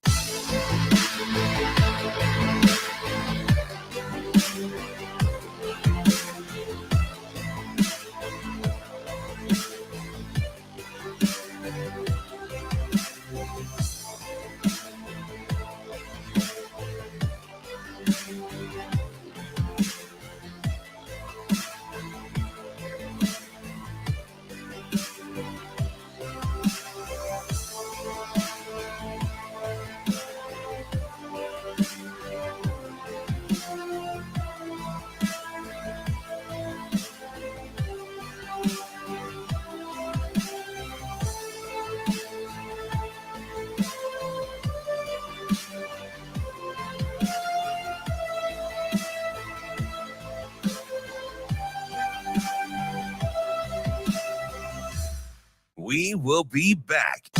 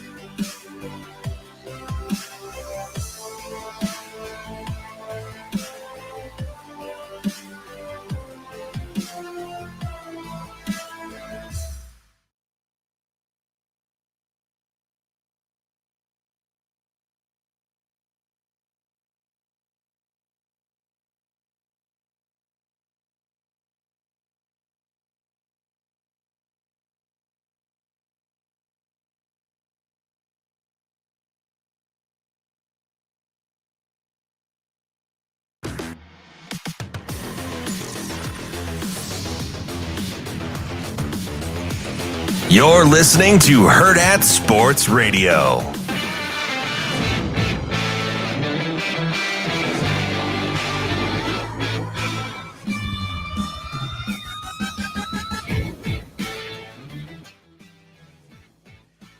Wrapping up hour number 2 here on Hurrdat Sports Radio. I'm Ravi Lulla. Andrew Rogers here with me. We are live from the H&H Chevrolet stage on AM 590 ESPN Omaha and ESPN Tri-Cities. And we are brought to you by our friends at Dingman's Collision Center. Dingman's has 4 great Omaha area locations, and they've been family-owned and operated in Omaha for over 25 years, including being voted first place Best of Omaha 18 years running. And that's for a couple reasons. It's because they invest in the latest technology to stay up to date so that they can work on Teslas, Fords, whatever you got. You got a Ford, I got a Jeep. They can work on whatever you want, whatever you need. There was a Tesla in the parking lot when we pulled up. There was a Tesla in the parking lot. Dingman's has you covered there. The second thing they invest in is their community, which is our community as well. With every car repaired, Dingman's gives back. You can find out more at dingmans.com. Love my people at Dingman's. They got me hooked up for January for a car repair, which is actually a great position for Dingman's to be in. Yeah. Because they are so flooded with service right now that if you want, your car fixed up in any way, you got to schedule it out. And make sure to get on their schedule now, because that's what I did when I was going through my insurance. Yeah. I had to get an estimate from them first before I could schedule. And I'm like, hey, I'm going to use you guys. Can I schedule ahead of time? And they're like, we just need like paperwork in order to make sure that can officially everything get done. goes through. Yeah. And so I'm like, shoot. So I like made sure to get in there right like the day after, and I got myself scheduled. They were open December like 27th. Okay. In less than a day, it was January 18th. Like, that's how backed up they are at Dingman's. A great problem to have, but it's because so many of you out there use them. And it's because it's worth the wait. It is worth the wait. They are going to do the best job possible for you. So make sure you give our friends at Dingman's a visit, dingmans.com. Want to switch gears here? Give us a little, been very football heavy, very football-y today. We're going to switch gears here and go to our Hurrdat hot seat, where I'm only going to get a little less football-y, but because our conversation with Adam got my brain moving a little bit, and always does. I think we both kind of have an affinity. You mentioned Sluka, the quarterback from Holy Cross. I think we both kind of have an affinity for like under the radar guys, whether it's quarterbacks, coaches, prospects, whatever. And we talked to Adam about this a little bit, but I wanted to ask you, what current non-Power 5 coach would you be targeting if you were an athletic director with a job opening? Whoa, that's heavy. Because there's a few guys that have always been, and I can go first, so you have a minute to think about it, because it is a big one to kind of think about. I have somebody on the brain right now, but I don't want to. I want to get. I want the landscape, man. You can take a second. Yeah. Let me. So my guy's easy because I've been obsessed with this guy for a hot minute, and that's Jamie Chadwell. I love Jamie Chadwell at Coastal Carolina. I love him now at Liberty. I was shocked that he didn't get a better job than the Liberty job last year. I thought he was going to get maybe looked at for that Georgia Tech job. I think Jamie Chadwell is one of the best coaches in college football. His offense is super innovative and interesting. It is a modernization of those triple option principles in terms of putting the defense in positions where they constantly have to make decisions. That's really hard for a defense to do and to get it right every time. He's super fun to watch, even though it is a pretty run heavy system, which a lot of people don't equate those things as being fun to watch, as some of those air it out. I love Jamie Chadwell. My wild card, not technically outside the Power 5 anymore, but he was for a long time. I also really love Kalani Sitake from BYU.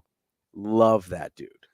Always have. Love the way BYU plays football. They build from the lines out, and I love the way they play football. So those are kind of my two guys. Sitake had a really nice run there for a while. They struggled a little bit in the last couple of years. But those are kind of my guys. So I thought the easy answer would be Jeff Traylor, which is why I didn't bring him up. Yep, good one. Troy Calhoun's kind of my guy, but he's a little up there in and he's pretty entrenched. He's been he's been there for 25 years. He's not going anywhere. No. The other one is Willie Fritz, but he's also way up there in age. Yeah, like, he's in his early 60s. I think he's 62, something like that. He's up there. And I just don't see him like making a huge impact wherever he goes, at least for a long time. So I wanted to kind of sit more in the younger crowd. Yeah, he's 63. Yeah. I've always liked Jeff Monken. I have too, from Army. Yeah, I know they've struggled lately, but he's a winner. They've honestly, if you to win at the degree that he did at Army is maybe one of the hardest things we've ever seen in college football to accomplish. He is. He was very successful at Georgia Southern. Yes. Had a lot of 10-win seasons. And he has been I really wish he would get a shot somewhere other than a service academy. Right. Because he's been adamant that he wouldn't run a strict triple option. And I'm just curious what it would look like. Because obviously the service academies are very different jobs. I'm curious what his offense would look like at a different school. Now, an interesting name is John Sumrall at Troy. Okay. Very interesting for the reason of I love what he does defensively. So that name intrigues me a little bit. But if I had to sit, I'd probably go with Monken. Okay. I'd just like to see Monken get his chance, get his shot. And if that time did come, he's just a guy you cheer for. Yeah, absolutely. On the YouTube channel, somebody brought up Rhett Lashley as a guy that is early on in his career at SMU, but he is 17-8 in his first 2 years, including 10-2 this year. So Rhett Lashley, a good one. Sean Lewis, who was at Kent State, then went to Colorado to be the OC, got play calling duty stripped away. That was a very it's a very strange, very strange situation there. But Sean Lewis is a guy that Travis brings up. John Summerall is interesting because he's young, and that's why I like him a lot too. But he's won immediately at Troy, and that's attractive. Yeah. Like last year, he went 12-2. He won a bowl game after starting the season like 3-4. Yeah, and then this year, what's Troy 10-2? I'd have to look it up. I think they have another 10-win season. I think they're in that neighborhood. I mean, this is a guy that won't be at Troy very long. No, I can't imagine. Especially because he is 44. No, he's 41. Yeah, they were 10-2 this year. So this is somebody that is going to be like, hey, Power 5 is going to come knocking a little earlier than normal. I wonder if some of these, because I don't know how many of these non-Power 5 jobs are better jobs than Troy is. I wonder if like a Boise State, which has a commitment to football in a lot of ways that other Group of 5 schools don't necessarily. But, you look at like Syracuse, Houston, Duke, Oregon State. Oregon State's in a really tricky spot. You wonder if they would take a chance on a guy because of their sort of ambiguity. But it's hard to leave even a Group of 5 school to say, hey, I'm going to Oregon State, which could easily become a Group of 5 school, right? And it's a hard job, right? Location and things like that. It's a really challenging job. And so that's why, Oregon State's that's why I almost think like a Monken would make sense at an Oregon State, because Washington it did the right thing by moving, right? Because you're keeping Kalen DeBoer secured. Yes. Same thing with Oregon. Like, I know Dan Lanning has been, connected to job this, job that, but I think he's stuck at Oregon right now. For now, yeah. You'd have to have a really big job open for either of those guys to move on, I think, especially with them in the Big Ten. But Oregon State and Washington State They're are just in like this weird funk of, yes, they have all this money. Yeah. But who are they sharing with? Right? Yeah. And how much money can you actually touch? Yeah. At this point, I don't know that they can touch any of it. It's kind of pending litigation, right? So you're kind of in a limbo in that sense in terms of that Pac-12 money that's sort of just sitting in an account somewhere. But I think you look at a guy like Jake Dickert, who's I think a good football coach. Is he more likely to move on rather than wait and figure out? Honestly, I think that's why Jonathan Smith took a job that he probably could have gotten a better job next year. Maybe could have gotten a better job if he just waited it out to see, like Adam was saying, like there's probably 7 to 10 more jobs that are going to open up in the FBS, but he probably looked at it as an opportunity. It's like, hey, I got to get out of Oregon State. Like, this is just a tough spot to be in right now. Did you have one real quick? We have like 30 seconds. We could. We could save it. We'll save it. We'll save it. Well, here, since we're talking about coaches, I'll ask you this. Who's one coach you'd jump off a bridge for? Ooh. If he or she told you to jump off a bridge, who's one coach you would just say, okay? That's a tough one. Is it? I'm gonna exclude anybody that's currently coaching at Nebraska, but my gut was Kalen DeBoer. Just right off the top of my head, I thought DeBoer. Really? I love that dude. I think he's so good at what he does. Okay. What about you? I don't know if I have one. I don't think I'd jump off a bridge. That is Hurrdat Hot Seat. We may revisit a few more hot seat questions a little bit later, but coming up next, it's time for Mike Schaefer from Husker 24/7. We will be back.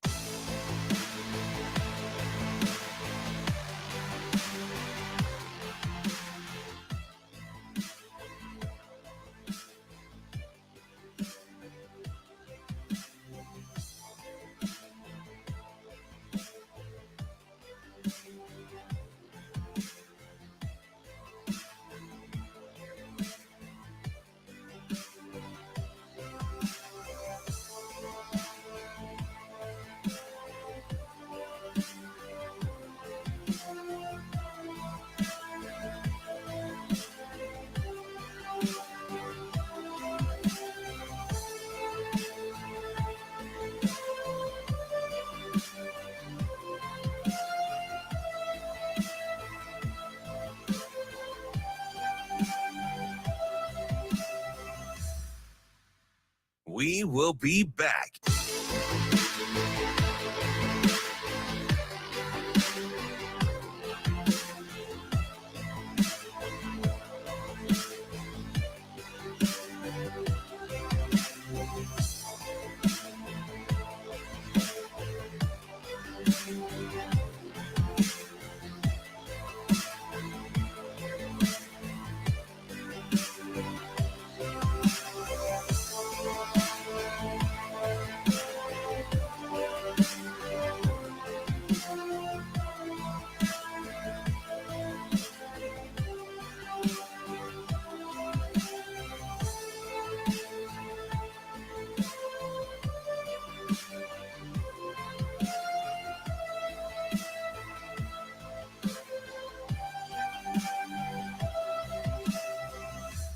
We will be back.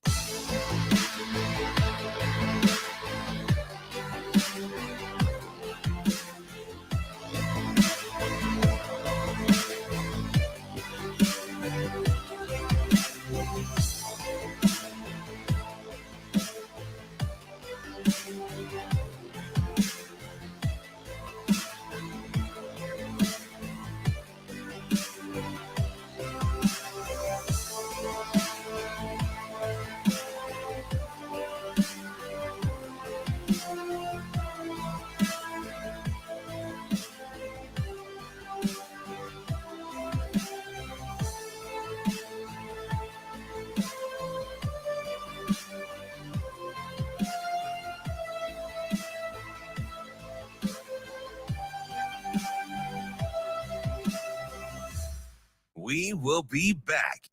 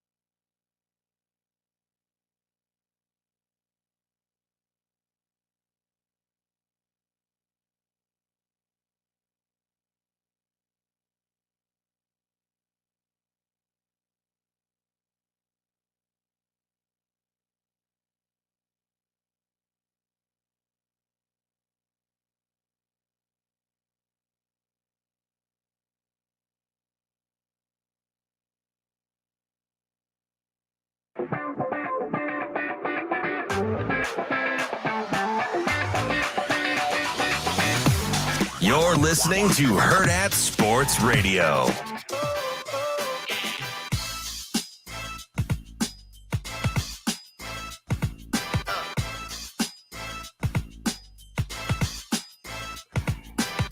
Kicking off hour number 3 here on Hurrdat Sports Radio. I'm Ravi Lulla. Andrew Rogers here as well. What up? We are on AM 590 ESPN Omaha, ESPN Tri-Cities, and KFOR in Lincoln. We are waiting on, or do we have Schaefer here? Shane? He's here. He's logging in now. Logging in now. All right. We will have Schaefer here in just a second. You know, you asked that question about who I would jump off a bridge for. And the answer I wanted to give was going to come off as super cheesy, but I'll just give it now, is I wanted to say Matt Rule because if he asked me to jump off a bridge, it was probably for my own good. Like something was chasing me I didn't see, or it was safe at the bottom and I didn't realize it. So that would have been my answer because I genuinely think he has like best interest for people held out. He's like, hey, it's actually deep. It's about 20 feet deep. Yeah, You're good. You'll be okay. Yeah, just don't belly flop. You'll be fine. But we've got Mike Schaefer joining us now from Husker 24/7. Schaefer, what's going on, man? Oh, not a lot. Just, continuing to not talk about last night's football game or last week's Sunday night football game or just football in general. I'm due for a good bye week here. Nobody that I care about or have to cover is playing this weekend, and I'm going to just enjoy the fact that I am not tied or invested to any football game that could potentially end on a field goal after a bunch of no offense for hours at a time. Schaefer, is Kevin O'Connell a coach that you jump off a bridge for? Depends on the week. I mean, it's really, I feel like you get a really well-coached game. And then you show up and it's like, all right, they didn't throw the challenge flag on the Jordan Addison, what looked like a catch to me right away, right off the bat. And then you're really aggressive in the middle of the field most of the game, and it gets to, you just need one first down to effectively end this thing. 2 runs right into the line of scrimmage against the number 1 rush defense in the NFL over the last 6 weeks, and a backwards pass to Brandon Powell. It's, and then a 22-yard punt. It was great. Love watching football. Highly recommend watching football. Everybody do it. You always are happy when you watch football. I mean, Schaefer, though, okay, we're talking 22-yard punts. We've got 4 turnovers from the quarterback. You probably felt right at home like you're watching a Husker game. Yeah, it's been like this for the last year, more or less. Just a lot of let's see, the Vikings have 6 one-score losses in their 6 games this year. Sounds about right. Perfect. That sounds familiar. Yeah. That's yeah. So Dobbs mania is over. Is that safe to? I don't know. So it's definitely not the fever pitch that it was when he had to come back against the Falcons and then the big start against the Saints. I still think that there's ways that you can utilize him, but there's a very obvious reason why he wasn't a highly regarded quarterback and has bounced around from several teams. But it's also one of those things where if they have Justin Jefferson the last 2 weeks, you maybe don't lose by 1 point and 2 points. So it's really, it's hard to say. Like, give him the full complement of weapons. Maybe he's a little bit better. But yeah, he's a turnover-prone quarterback that can be exciting and can be infuriating. And, it certainly – I joked the other day that if he could just give his legs and his eyebrows to Kirk Cousins and we could just roll with that, that'd be a pretty unstoppable quarterback. Hey, Schaefer, well, speaking of quarterbacks, this is a great transition into something we were talking about earlier on in the show, development or portal, because that's the question this coaching staff is going to have to answer, because the easy answer would be development, knowing what we know about this staff, right? Because of what they preach. But the problem with that is, fans heard great things about Harburg and Purdy in the spring, and then they preached that development. You saw that development, but then, we got a little sense of what they offered in the fall, and no one was satisfied with that. So is it necessary to make a splash in the portal for the Huskers to get to where they want to be? Well, I definitely think they have to find at least one quarterback in the portal. The interesting question is, can you use the portal to find a quarterback to develop that you want, that, fits what you ultimately would like to do? And the thing is, there's going to be a lot of freshmen, sophomores available in the portal, but they could be guys that don't have a lot of playing reps. How comfortable are you reevaluating their high school film, going off a practice film they might have or spring game film, and utilizing that? Or does Nebraska need to take 2 quarterbacks? And one of them is a veteran that could step in right away, but maybe spent last year at a group of 5 or an FCS and is looking for an opportunity to move up and isn't someone that can't be unseated, but maybe just gets the job to start with because he's steady. And then your younger guy could come through and take the job, or Chubba could take the job, or Heinrich, or whomever. there's lots of different ways that this can go. And a lot of, I think this week is just going to be keeping an eye on who goes into the portal and then what sort of fit that would be for Nebraska. When you sort of look at it, I mean, I look at a guy, the Michigan State quarterback that just went in. If Nebraska had that version of a quarterback for 6 games this year, they probably go 2-4 in those 6 games, or, if you use the 5 games that they've lost, they maybe go 2-3 in those. And we're talking about a 7-5 team that's bowling. Is it Caitlin Hauser, or Hauser? How exactly it's well, they also lost Leave it. Did he go in too? He went in too, which makes Michigan State's whole thing even more interesting because they just got a new head coach in Jonathan Smith. So are these two guys just like, hey, I guess I'm screwed, or is it, hey, I don't want to play for you? It could be a combination of, hey, I don't want to be in East Lansing anymore. Hey, I don't want to play for you. Hey, this isn't a program I signed up for. Or, hey, I just need a fresh start.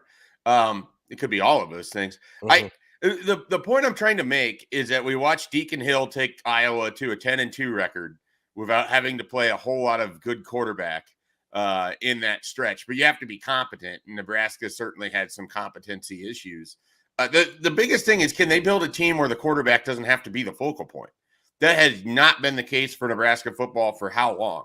Like, they've desperately needed the quarterback to be the sun in this program every single year. And we don't have to see teams built like that to have success in college football right now. Matt Rule hasn't built teams where it's all about the quarterback. So the other part of it, can you find a guy who can, lift you up, but doesn't have to be everything, and you can put enough talent around him? Do they have enough offensive talent for whoever it is to be the quarterback to also be successful? I mean, these are fairly elementary questions, but they're ones that I think are kind of hard to answer. Right now, it'd be hard for Matt Rule to look people in the face and say, yeah, we've got enough offensive talent for you to thrive without having to be a star. And that's a big thing. I mean, they've got some interesting freshmen, but you can't sit here and tell me if you're a quarterback and you're looking at the running back room and you're like, yeah, I'm excited about this. Or you're looking at the wide receiver room, and you're like, okay, well, this guy has a bunch of long touchdown catches, but he has 9 catches overall. Here's another freshman with like 6 catches. Here's one with 2. Here's Alex Bullock, with 12 catches. Like, there's not a lot of returning production for a quarterback to look at and be like, okay, this thing is built to be super successful. It just needs me here. So there's going to have to be a heck of a sales pitch. I'm fascinated the type of quarterback, the background that quarterback has, how many of them. But the offense isn't just going to be fixed simply because they get a quarterback either. Like, there's some other issues that have to be figured out too. Schaefer, amongst those other issues, I think, you'd probably like to get a little bit more production in the door from the wide receiver room, I'd imagine, even if you like the young guys and what they showed this year. I imagine the running back spot is another place where you'd like to see that as well. Without a running back in the class now, with the decommitment of Lacey a little while back, is there some guys that they're looking at that you're aware of in this 2024 class, or do you think they go portal to try and find help at those skill spots? I think they have a lot of options that they can go with. Obviously, I believe it was Devin Riley that was just in this weekend, Boise State commit. Nebraska did not offer him, and I don't get the sense that they're going to offer him. There's a bit of a stalemate. They mentioned that he could come back for an official visit. I don't think he's going to come back for an official visit if he doesn't have an offer. He really did like Nebraska, but he didn't get to meet with Matt Rule. So it's hard to say that he's a priority. It felt more like a cursory glance, bring a kid in, unofficial visit, and see what you sort of think from a body size perspective, but you're not committed to anything that way. There's a guy who just decommitted from Utah, and Lamar Radcliffe, running back out of California as well. Could be one that Nebraska tries to bring in for a visit. There's a kid down in Hutchinson Community College where they're also recruiting a wide receiver, a special teams kind of ace, and Trey Richardson. His teammate, Tyrell Reed, also played prep ball in the state of Kansas.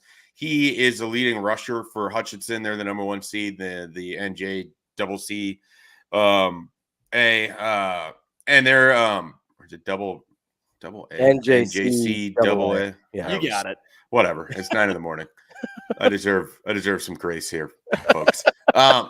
So, there's options for them that are around. I don't know that there's anything that's going to be like, oh, you missed out on a guy that people felt could be maybe your number one running back very early in his career in Kawan Lacey. I don't know that there's going to be a 1-for-1 pickup there. I would like to see them go into the portal and get someone who fits sort of a power component for your running back room, because, if you want that body blow thing to be real, you needed more than probably just Gabe Ervin. You're hoping that he would stay healthy. I don't think you can bank on Gabe Ervin. I don't think you can bank on Ramir Johnson. I think Emmett Johnson is a nice complementary piece, but he needs something to go with him. And I think they have to go find that in the portal. And the nice thing is with what they need at running back and wide receiver, I don't think they have to, if you can get a star, great. If you can fall into the next Kenneth Walker, fantastic. If you can get Samori Toure, hats off to you. I think they need complementary pieces that can help their offense, but they don't have to go get like someone that has to have the ball 200 times. Like they need some extra depth because they do believe in these young players. They're going to give them opportunities. So I don't think that it has to be you have to go get a star. That's the nice thing about where they're at roster-wise. But it also kind of has to work. So you need to be judicious and make sure you get as good of a player as you can, with acknowledging that it doesn't have to be like a superstar. And they're more than likely wouldn't get one. I mean, it's hard, we talk about how much money 1890 and everything that they have. I mean, Nebraska hasn't exactly gone in the portal outside of Trey Palmer, which was a unique circumstance, and Samori Toure, which was before NIL, and blown anybody away with who they pulled out. I mean, their best portal addition is Jamari Butler, who is on their roster and they just prevented from leaving. I mean, legitimately, that was their best portal addition for the 2023 season. Ben Scott. I mean, those are your two. Sure. Those are your 1-2. And Schaefer, I'm happy you brought up Ben Scott, because I was thinking about the offensive line here, because I hear what you're saying. I hear what you're saying about a quarterback, and, they can't just come in and think like, oh my gosh, I'm the missing piece, or, just the same with the running back. Like, it's hard to kind of appeal to guys like that. But, when you look at the offensive line and you see the upgrade that they made from last year to this year, and, we know that, but how do you present that to guys either in the portal or even recruits, and saying like, hey, look, the O-line, they're on the up and up, and you'll be protected here. You'll have big runs here. Do they have to just hear that from the coaches, or can they see that themselves, do you think? I'm trying to wrap my head around that. I think the easiest way is you take the overall stats from 2022 and then you just push them up against 2023. I think sacks are way down, and I would anticipate that your running numbers look a lot better. And so those two things alone, and then you can be like, we're going to have 4 out of 5 starters return, plus guys that have, experience. I think you can utilize the offensive line as a selling point by just doing the raw numbers. And if people want to go in and watch the games themselves and see what would be in front of them, then they're going to do that. But I don't know that you have to, at least surface level, I don't know that you have to do a lot of window dressing, because they're clearly better than they were last year. It'll also be a veteran offensive line that you return to. I would stop well short of saying that they're good. But compared to what they were last year, it's hard to not say that they aren't very improved. And at least as you look at the offense, the most complete part of the offense that they have right now. I mean, they probably know who their starting 5 is most likely to be if they're healthy at this point. You can't really say that about any other position on offense, save for tight end. And they were their own sort of disappointment in 2023. Schaefer, going back to the recruiting class a little bit here. I know we had talked a lot about Carlon Jones and the attention he's been getting from other schools. I know, Carter Nelson had the Notre Dame visit and things like that. Is there any guys in this class that you're looking at as, yeah, I'm not sure they're going to end up actually signing with Nebraska? Like, who would those guys be at this point? The two big ones, Ja'Cory Barney, the wide receiver that committed to Nebraska in July, committed to Nebraska over Miami. And then Arizona has been really involved there. And I think that's something to watch. But he's got a really good relationship with Garrett McGuire. And also, his mom wants him to go to Nebraska. And generally in recruiting, moms tend to have a lot of say in what happens. And so the fact that she feels as strong as she does about Nebraska, about her son leaving Miami and going somewhere and just sort of getting out and seeing, what else is out there. And I think that will help. Now, this is a big week. Coaches can go on a road starting Wednesday, I believe. I've got to double check on that, but I think it's Wednesday. And so you're going to get the opportunity to stop by multiple times the Barney household or, the school and just continue to reaffirm what should already be known to him, which is he's an early enrollee, I believe. He can get here early. He can go practice right away, and he can put himself in position where he and Jaden Doss and Jalen Lloyd, if you want to use them there, can all play a little bit of slot wide receiver. I mean, Ja'Cory Barney played quarterback, running back, wide receiver. I believe he returned punts and kicks. Like, he is the sort of athlete that Nebraska needs to prioritize, even though they already have committed. Like, they need to make sure that kid signs. So he's one of them. Carlin Jones is another. I'm more so than Ohio State. I am fascinated if Mike Elko at Texas A&M will offer some of these Nebraska commits that are in Texas that are nearby. Guys like Gibson Pyle, Carlin Jones come to mind. Those are probably the top two. One's in Houston, one's in nearby Houston. And Carlin Jones has already been to an A&M game this year. He's good friends with the running back that committed last year, whose name is escaping me, but he went to Texas A&M. They trained together. I feel okay about Carlin Jones right now. That's one I'm going to check on today. Hope to have more information at Husker 24/7 on that. But for right now, I think okay is sort of how I feel. But I'm definitely watching what Texas A&M does in the early days of Mike Elko, because it would make a lot of sense for them to look at, okay, these guys are leaving the state. We need to keep some positions here. Like, go hard in state right away first year. Carlin Jones makes a ton of sense. Schaefer, you mentioned some guys that can possibly be early enrollees in potential targets. Who are some of the guys in this class that you're most interested in that could be early enrollees that are already committed to Nebraska? Yeah, so we know Kalen's going to be there in the spring. He'll be part of the quarterback mix. I don't think he'll actually be challenging as a true freshman, but he'll be in that mix. So that alone is sort of always interesting to see. Carlin Jones could be an early enrollee, but in this case, his mom wants to see him walk across the stage with his graduation class. I think it's one of those situations where he'd be one of the few people in his family to have done that. And so that's kind of one of those emotional things. On top of it, it's really good at track. And so there's a chance that he might stick around. But he would have the credits. He would need to file something, I think, by the 1st of December. So we're coming up on it for Carlin Jones.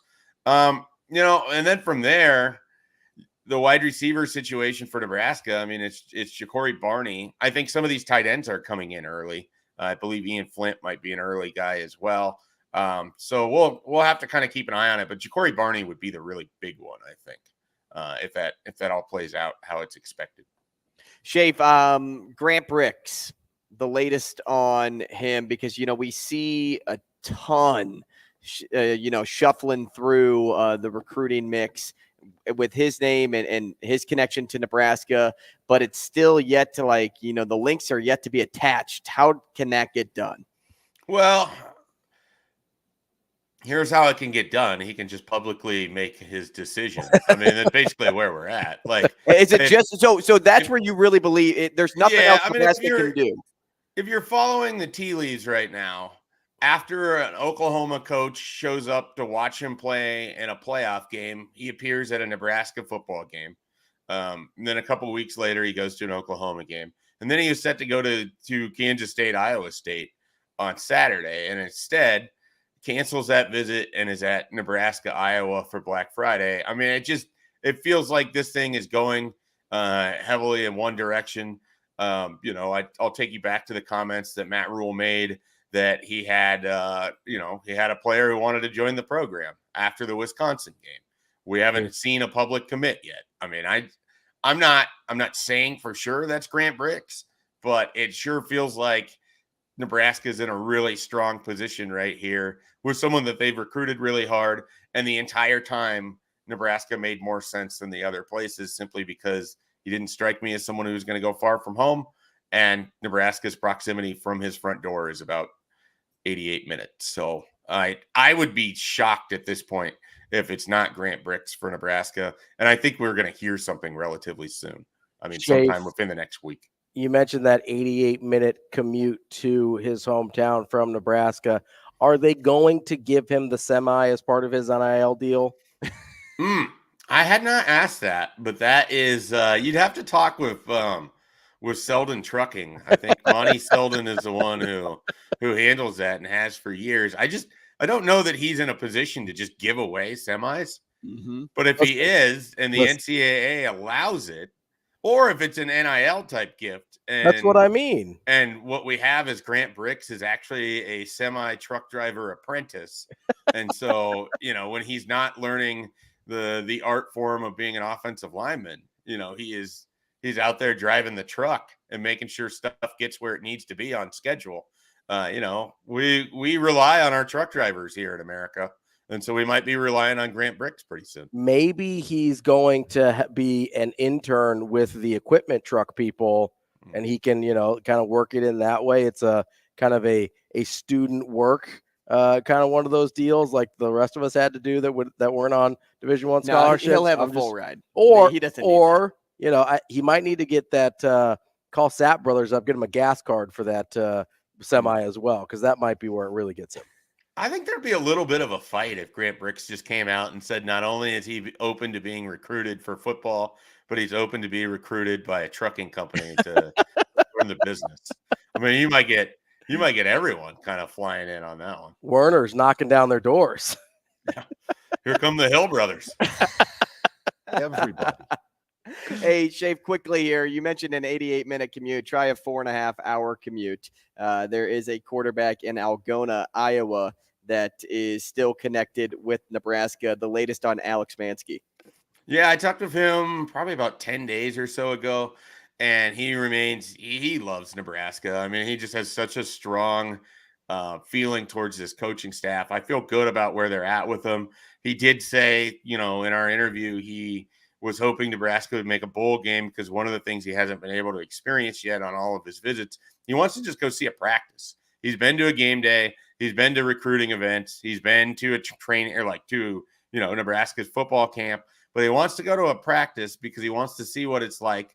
He wants to see what Marcus Satterfield is like, coaching, and what Matt Rule does during this. And he wants to see what a normal day would have been like for a football player. And so, that's kind of where it's at with him. And he won't have that opportunity until the spring. But I think he'll be committed somewhere before then, and it could be Nebraska. Sorry, Shane. Mike J. Schaefer from Husker 24/7. We appreciate people that recognize the out music. We will talk to you again next week, buddy. All right, guys. Have a good one. See you, Schaefer. That's Mike J. Schaefer, Husker 24/7 Sports. Coming up next, do a little bit more Hurrdat Hot Seat here on Hurrdat Sports Radio.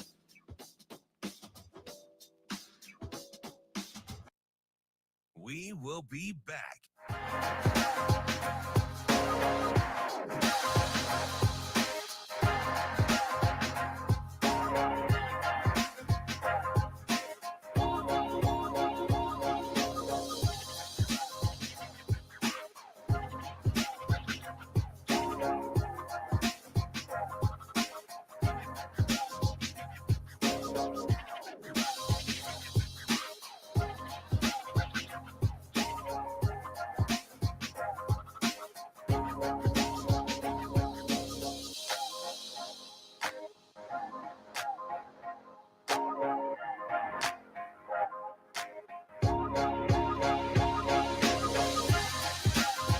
We will be back.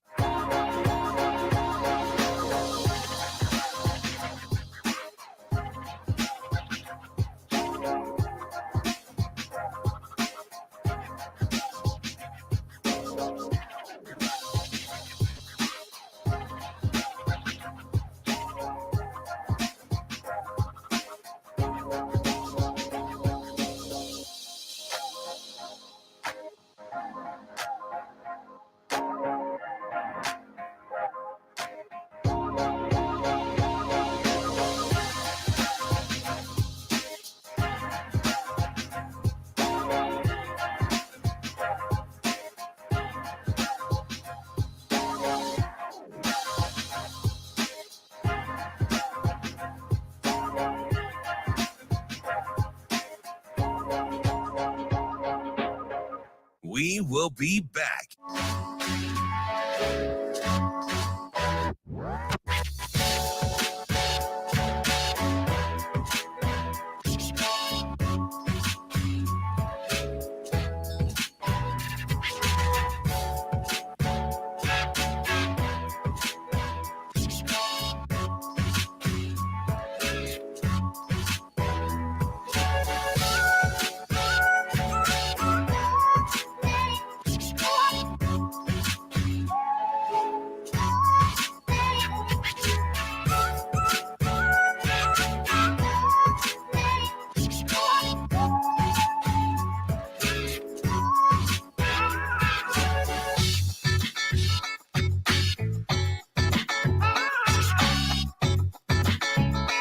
We will be back.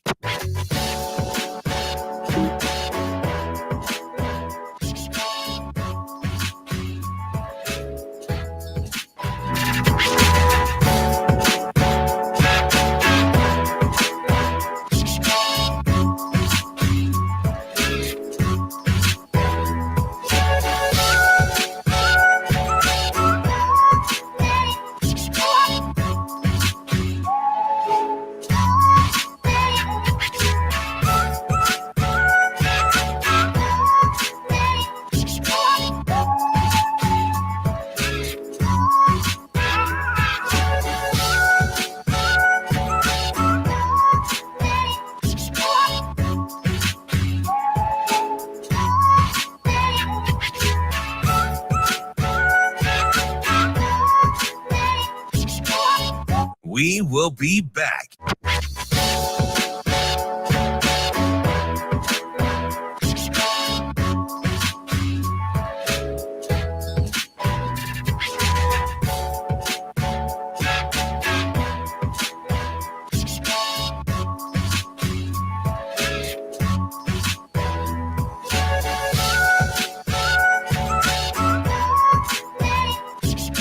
We will be back.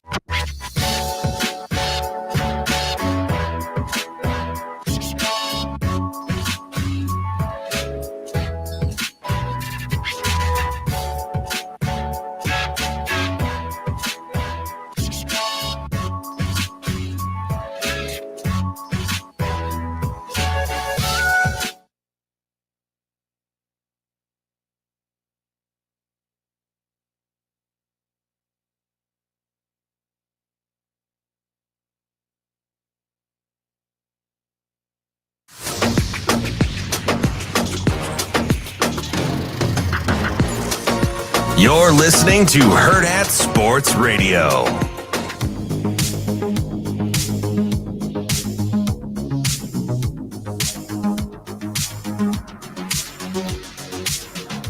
Welcome back to Hurrdat Sports Radio. I'm Ravi Lulla. Andrew Rogers here with me. We are live on AM 590 ESPN Omaha, ESPN Tri-Cities, and KFOR in Lincoln. We are returning to the Hurrdat hot seat since we, as always, got about one question in the last time we went up. I went first last time. Andrew, you take it away. All right. Hey, college basketball question. Ooh, I know I okay. had to break it up a little bit. Yeah.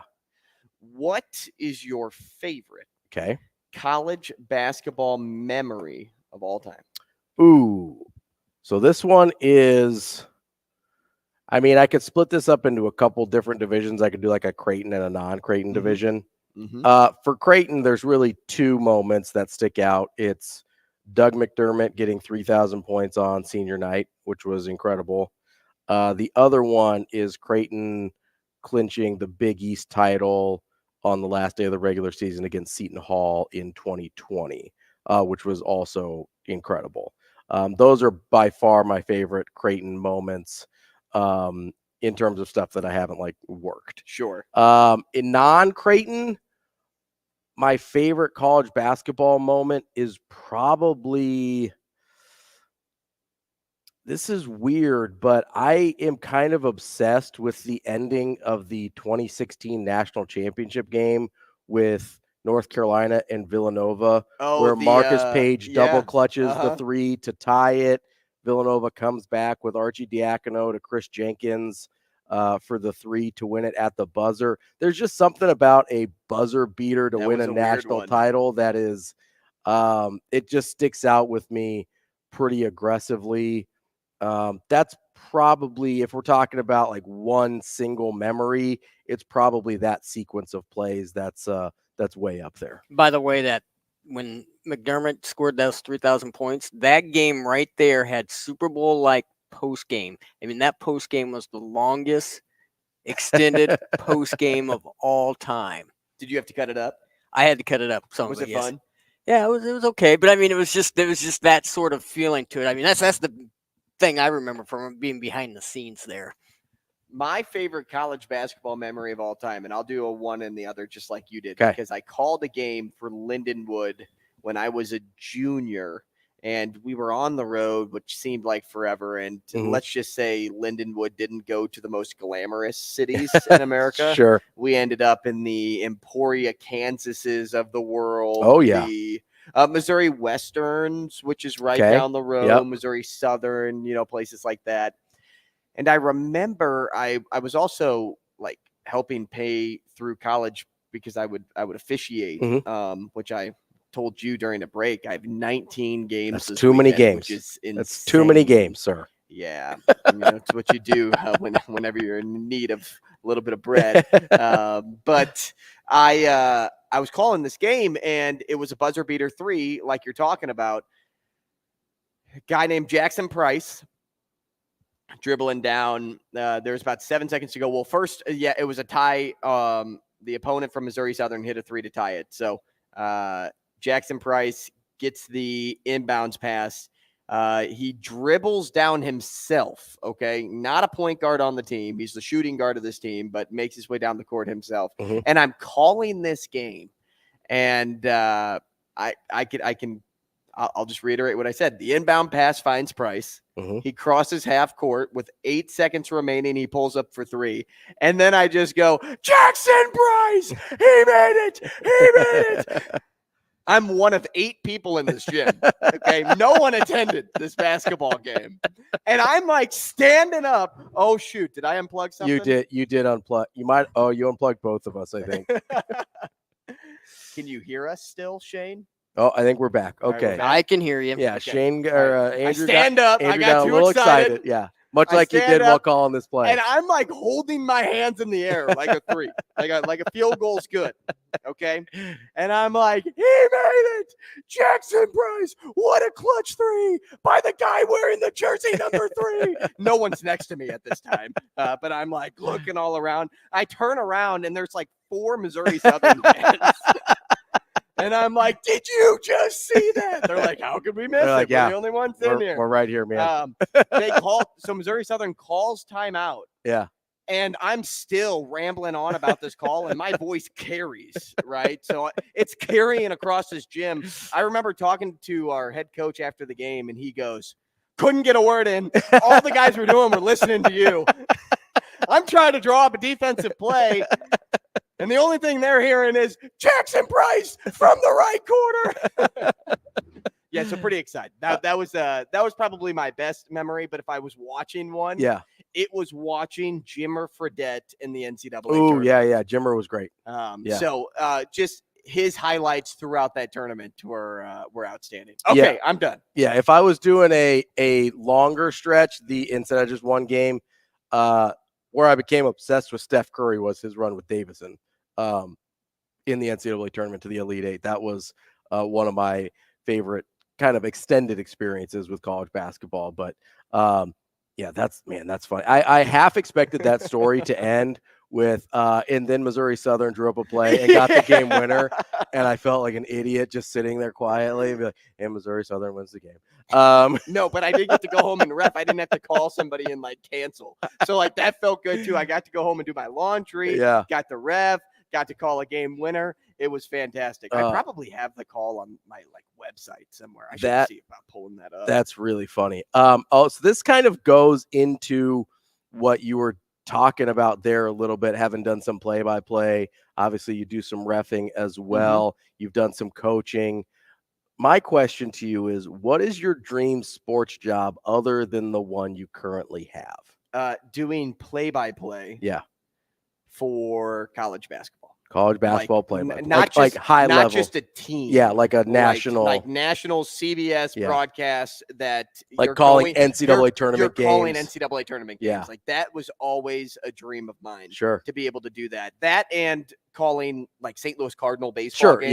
Yeah. That's because I kind of thought your answer might be Cardinals play-by-play guy. Right. And that is still like an sure. amazing dream. But what people don't realize with that is like, yes, it's great, but with other interests I have in my life, like being an active dad and coaching my kids someday and things like that, you can't really do that when you're a play-by-play broadcaster for a baseball team. And Joe Buck talks about that all the time. He's like, when Dan McLaughlin got canned from the Cardinals and they were looking around for another broadcaster, they ended up with Chip Carey, who, grandson of Harry Carey, but they called Joe Buck first because he's a St. Louisan. Yeah. And Joe was like, no. And he's like, because he knows that with his other commitments, not just in the job, but within his life, he's like, I won't be able to spend any time with my kids. I'll actually be calling off from doing games. And like the first season, yes, maybe I get 162 games in, but then the next season, it may be 120. And then the next season, it may be 70. Yeah. And then, in his 5th season, he'll be doing one game. And it's like, well, you can't have a broadcaster that's just doing one game. Yeah. So that's why he likes doing Monday Night Football. Right. Because it's once a week. Once a week. You can be at home the rest of the week. You can do your prep at home. That's the tough thing with baseball is it's every day, right? Basketball, even college basketball, it's a couple times a week. Maybe you're going around the country a little bit, but at least it's a shorter season, right? Than a baseball season, which is most of the year, and you're doing it every single day. You don't get to be at home a ton. So and it's inconsistent as far as sometimes it could be at night, sometimes it could be a day game, sometimes on Sunday it could be a day game, but it could be Sunday night, so you can't really set a schedule. And you got to play upon weather too. So that's why I think college basketball would be great because yes, the season is a little bit longer than, most other sports, but it's not like overly long where it becomes like, oh, I am dreading calling this game at this day, at this hour. Like, no, college basketball is from November to March. Yeah. And then you can do whatever else you want throughout the year, but at least it's only a 5-month, 6-month season. Yeah. I mean, you could be like our guy, Nick Baugh, be the play-by-play version. I don't know though. Baseball gets the holidays off though. Well, kind of, because like, I was even thinking about that. I mean, the other day, you may get Thanksgiving and like Christmas off. That's what I mean. But whereas, what other sport gets those off? None. Yeah, but like, how many college basketball games at the national stage, if I got there, are actually playing on Christmas? Not that many. I know Creighton played on Christmas last year, but for the most part, you're not talking about a huge number of games on the major holidays. And Thanksgiving, yes. You'd probably miss Thanksgiving because of the exemption tournament. Thanksgiving's no Christmas, that's for sure. All right, coming up next, we're going to switch gears and talk to Aaron McMann. He covers Michigan football for M Live. Michigan heading to the Big Ten championship game, and they're hoping to the college football playoff as well. We will talk to Aaron coming up next on Hurrdat Sports Radio.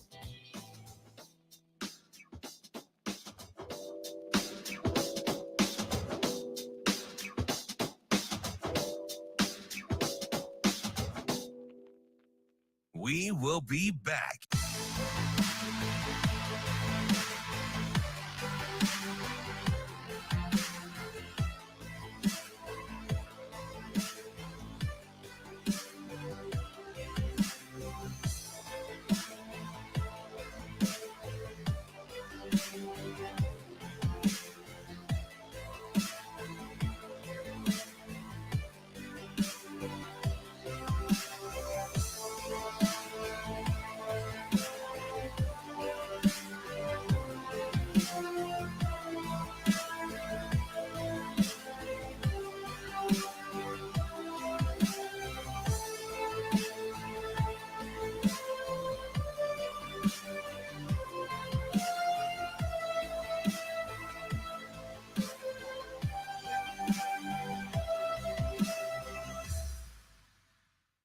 will be back.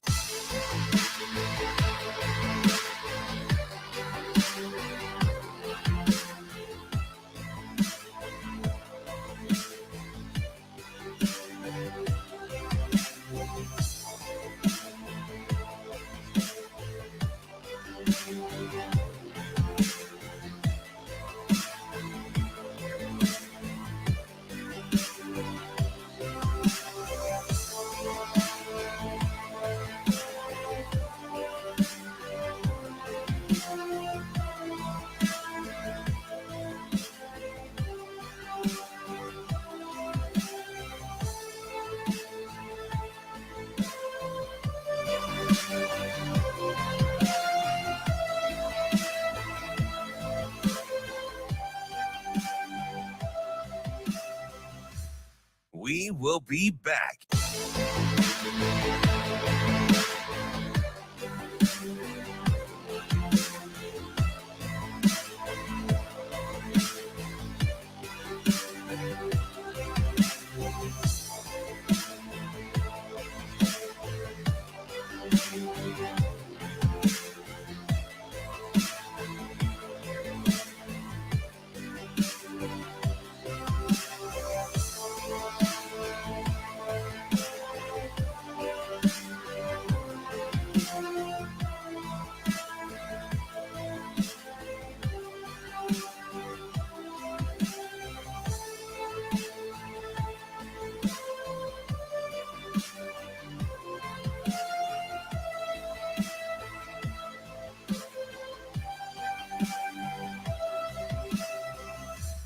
We will be back.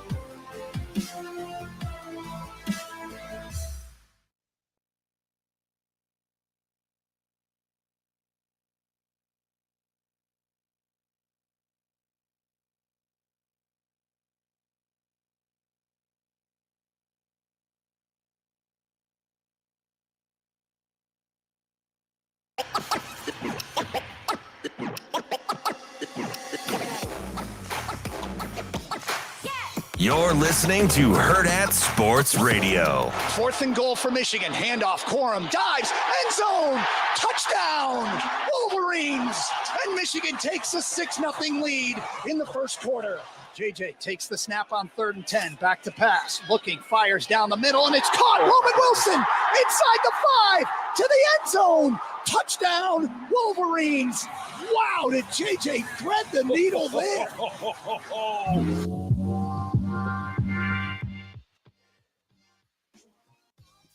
Wrapping up the show here on a Tuesday on Hurrdat Sports Radio. I'm Ravi Lulla, Andrew Rogers here with me. We're on AM 590, ESPN Omaha, ESPN Tri-Cities, and KFOR in Lincoln. We are joined now by Aaron McMann. He covers Michigan football for the Ann Arbor News and M Live. Aaron, how are you this morning? It's good to be talking football with you guys. What's up, man? Aaron, we appreciate you joining us. Let's jump right in to football. Obviously, you get the big win over Ohio State for the 3rd year in a row. I guess, what's the general vibe around Michigan heading into this Big Ten championship game that most people are just automatically chalking up as a W? You're getting Jim Harbaugh back on the sidelines, and you're coming off of your 3rd straight win over Ohio State. I mean, people have to be feeling pretty good in Ann Arbor. Yeah, I mean, the fan base is amped up right now. I think they realize this is Michigan's probably best shot to win the national championship. They've been in the playoffs the last couple of years, but they haven't been able to get over that hump. And I think the fans kind of realize that, given the way that Michigan's playing this year, despite Jim Harbaugh not being on the sideline for 6 games, and despite all the off-the-field drama and the accusations and investigations, that I think this is their year for to win it all. Parity in college football has probably never been better. I think the opportunity is there, and I think right now they realize it's within their grasp. Aaron, I'm curious. You mentioned Jim Harbaugh obviously missing half of the regular season with suspensions. How much of a difference, since he was able to be at practice and just not at the games, how much did those suspensions actually impact Michigan on the football field? Yeah, it's a good question, and I don't know if it's necessarily quantifiable, but I can tell you, you're right. Him being there during the week for practice, I think does make a difference. I don't think they necessarily changed the game plan because he wasn't on the sideline. He still had influence. He still kind of dictated what things were going to take place, and maybe in-game adjustments maybe weren't there, especially those first 3 games in the non-conference schedule. But I think, and you saw it, Michigan's acting head coach, offensive coordinator Sherrone Moore, during that passionate post-game speech against Penn State, where he was dropping F-bombs and everything else, that they were playing for Jim, and I think they played in the way Jim wanted them to play. And then I think that was the case again on Saturday. They tried to emulate this smash mouth style of football where they're able to run it and take time off the clock and win in that physical style of football, and they did it again against Ohio State, and I think that's very much what Jim Harbaugh wanted to see. Aaron, Michigan overcame everything that's hit them this year, and despite what anyone will say, they will be in the college football playoff. It is a very low likelihood that Iowa upsets Michigan this weekend. So, as you said, you think this is title year for Michigan. If they were to win the title this year, will it be primarily because of the leap McCarthy has made as signal caller this season, or would you attribute it somewhere else? No, I think that's exactly it. Before the season even started, I said that Michigan's success this year would hinge on J.J. McCarthy and his arm. He's a former 5-star quarterback, highly touted out of high school. And he's one Michigan's kind of brought along the last couple of years. Even in 2021, when Michigan played Iowa in the Big Ten championship game, Hayden McNamara was a starting quarterback during that game, but they were still working J.J. McCarthy in. They were designing packages for him, kind of getting his feet wet. And then the change happened last year, and McCarthy got the ball. He was given the opportunity and obviously made the most of it. But I think this year, just his maturity, his ability to kind of compartmentalize things and kind of grow as a thrower, as a passer, I think has been the difference. Michigan's offense last year was largely predicated on the ground. Blake Corum and Donovan Edwards were getting a ton of carries. Corum was in the race for the Heisman Trophy, and that's not necessarily the case this year. Michigan's largely used the pass to kind of set up the run, whereas last year was largely the run to set up the pass. So McCarthy's, I think, been the difference maker. His numbers have been great. He's been very efficient. And while maybe he hasn't put up the passing stats that maybe a Jane Daniels or Bo Nix has, he's completing passes at like a 75% clip. His quarterback rating is pushing 200. So what he's being asked to do, he's succeeding in, and I think it's been a difference maker for the Wolverines. We're talking with Aaron McMann, who covers Michigan for M Live. You mentioned maybe this is Michigan's best chance for a national title, but they also might be the college football world's best chance to knock off Georgia. Is that how you view this Michigan group as well? Because when you look at some of the other contenders, I'm not sure they've got what it takes. They might be more TCU than they were Ohio State against Georgia last year. Michigan, though, might be able, with their physicality, to give the Bulldogs a hiccup for the first time in 3 years. How do you, I know it's looking ahead here, but how do you look at their chances against a team like Georgia? Yeah, it's a good question, right? And when engaging in the college football playoff matchups, I do think Michigan has the edge, against maybe a Florida State or a Washington or perhaps an Oregon. But Georgia is the interesting factor here. Michigan had trouble getting past them 2 years ago. I don't think they didn't have the physicality and I think the talent to keep up. I think that's changed this year. Now I don't think that necessarily means Michigan would be favored to beat the Bulldogs, but I think they'd give them a fight. And I think it's I think it's a matchup many folks are clamoring for, especially here in Ann Arbor. They want to see how this Michigan team matches up against Georgia. I will say this with regards to the Bulldogs. Michigan spent an inordinate amount of time this year preparing for them. I can remember before the 2021 season, before Michigan kind of flipped a switch and turned into this Big Ten title contender, they started obsessing over Ohio State, and it worked.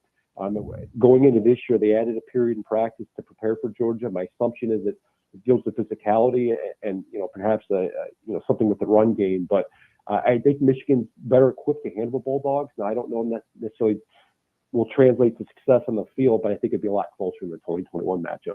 Aaron, looking ahead to this weekend, the Big Ten championship game against Iowa, as you kind of look at the point spread, it's large. It's about 23 points. I think it got up to. Did it open a little bit lower? I think it was around 21 when it opened. For Iowa to have a chance in this game, does Michigan just not have to show up? Not only the point spread, what you said, 23-24, but the total for the game is more like 35. Which is unbelievable. Unbelievable. Would you lay the points on Michigan, like as like a shutout favorite? Yeah, my gut says yes, just because looking at that odds makers, I would signal to me they're expecting like a 30-3 game, and that's probably the most likely scenario here. Michigan's offense, I think, is so well equipped. I think for Iowa to be in this game, or at least be competitive, they're going to have to force some turnovers. They're going to have to get some short field situations. Going back to the playoff game last year against TCU, J.J. McCarthy threw a couple of pick sixes. So I think Iowa would need a couple of those to try and stay competitive. Otherwise, I'm tempted to lean to lay the points with Michigan. I think their offense is just so good and so explosive. And I think you're almost looking at a duplicate of what we saw in 2021, where Michigan jumped out to a big lead and never, it never closed. Aaron, I'm glad you brought up that performance against TCU last year by J.J. McCarthy, because as he gets closer and closer to an opportunity to be able to, I guess, redeem himself a little bit there, because let's be honest, Michigan wins that game without those two pick sixes. I guess, how do you think he's handled that mentally, not only throughout the season, but now as his chance to get back on that stage is right at his fingertips? Yeah, so he says he's grown from it, and you want to believe him, but then you go back to even this season, the second game against Bowling Green, and he throws 3 interceptions. But by and large, you look at JJ's numbers, he's been very good, but it almost seems like he gets into this rut when he throws one interception in a game, it kind of multiplies, and it goes, it almost like runs downhill from there. So I think the key from him is just staying away from mistakes. If he can avoid 1 turnover, he can avoid 3. And I think that would be the really only difference maker for Iowa, because I just don't see their offense doing a ton. Michigan's defense is statistically one of the best in the country. They're very good at keeping teams, forcing them in second and long, third and long situations. And given, Iowa's, they're playing their backup quarterback, they just don't have a ton of weaponry on the offense side of the ball. So I just don't see them moving the football a ton. But, JJ, again, the key is in avoiding mistakes, avoiding turnovers, playing it in a way safe. And I do expect that to probably be the Michigan game plan on Saturday. They can play their type of football, not force anything, and I think they're going to want to avoid injuries too, and that's going to be key coming out of this game healthy. So I'm expecting a safe game for Michigan. I don't expect them to try. I expect them to try some trick plays, just like you saw against Ohio State. They're going to try and get in and get out with a win. Aaron, real quick here, got about 30 seconds left. Are you expecting Sharon Moore to be back next season, or do you think he moves on to a head coaching job? Yeah, it's a good question, because if you look at Michigan's coaching staff, I think he's the most likely candidate to get a head coaching job, whether that's this year or next. The only question, right, is whether he ends up being the next guy in line. If Jim Harbaugh ends up taking an NFL job this offseason, I would assume he gets the job at Michigan. So it's going to be a very interesting offseason with Harbaugh on the staff. Aaron, we appreciate your time. Great stuff, and enjoy covering the game this weekend. Thanks, guys. Hey, thanks, Aaron. That's Aaron McMann from M Live covering Michigan football. Really good stuff there from Aaron. Lots going on with Michigan. I still, I was just thinking about this when you asked the question about Georgia. I'm like, is Michigan the only team that's solidified in the college football playoff? We'll talk about that tomorrow here on Hurrdat Sports Radio.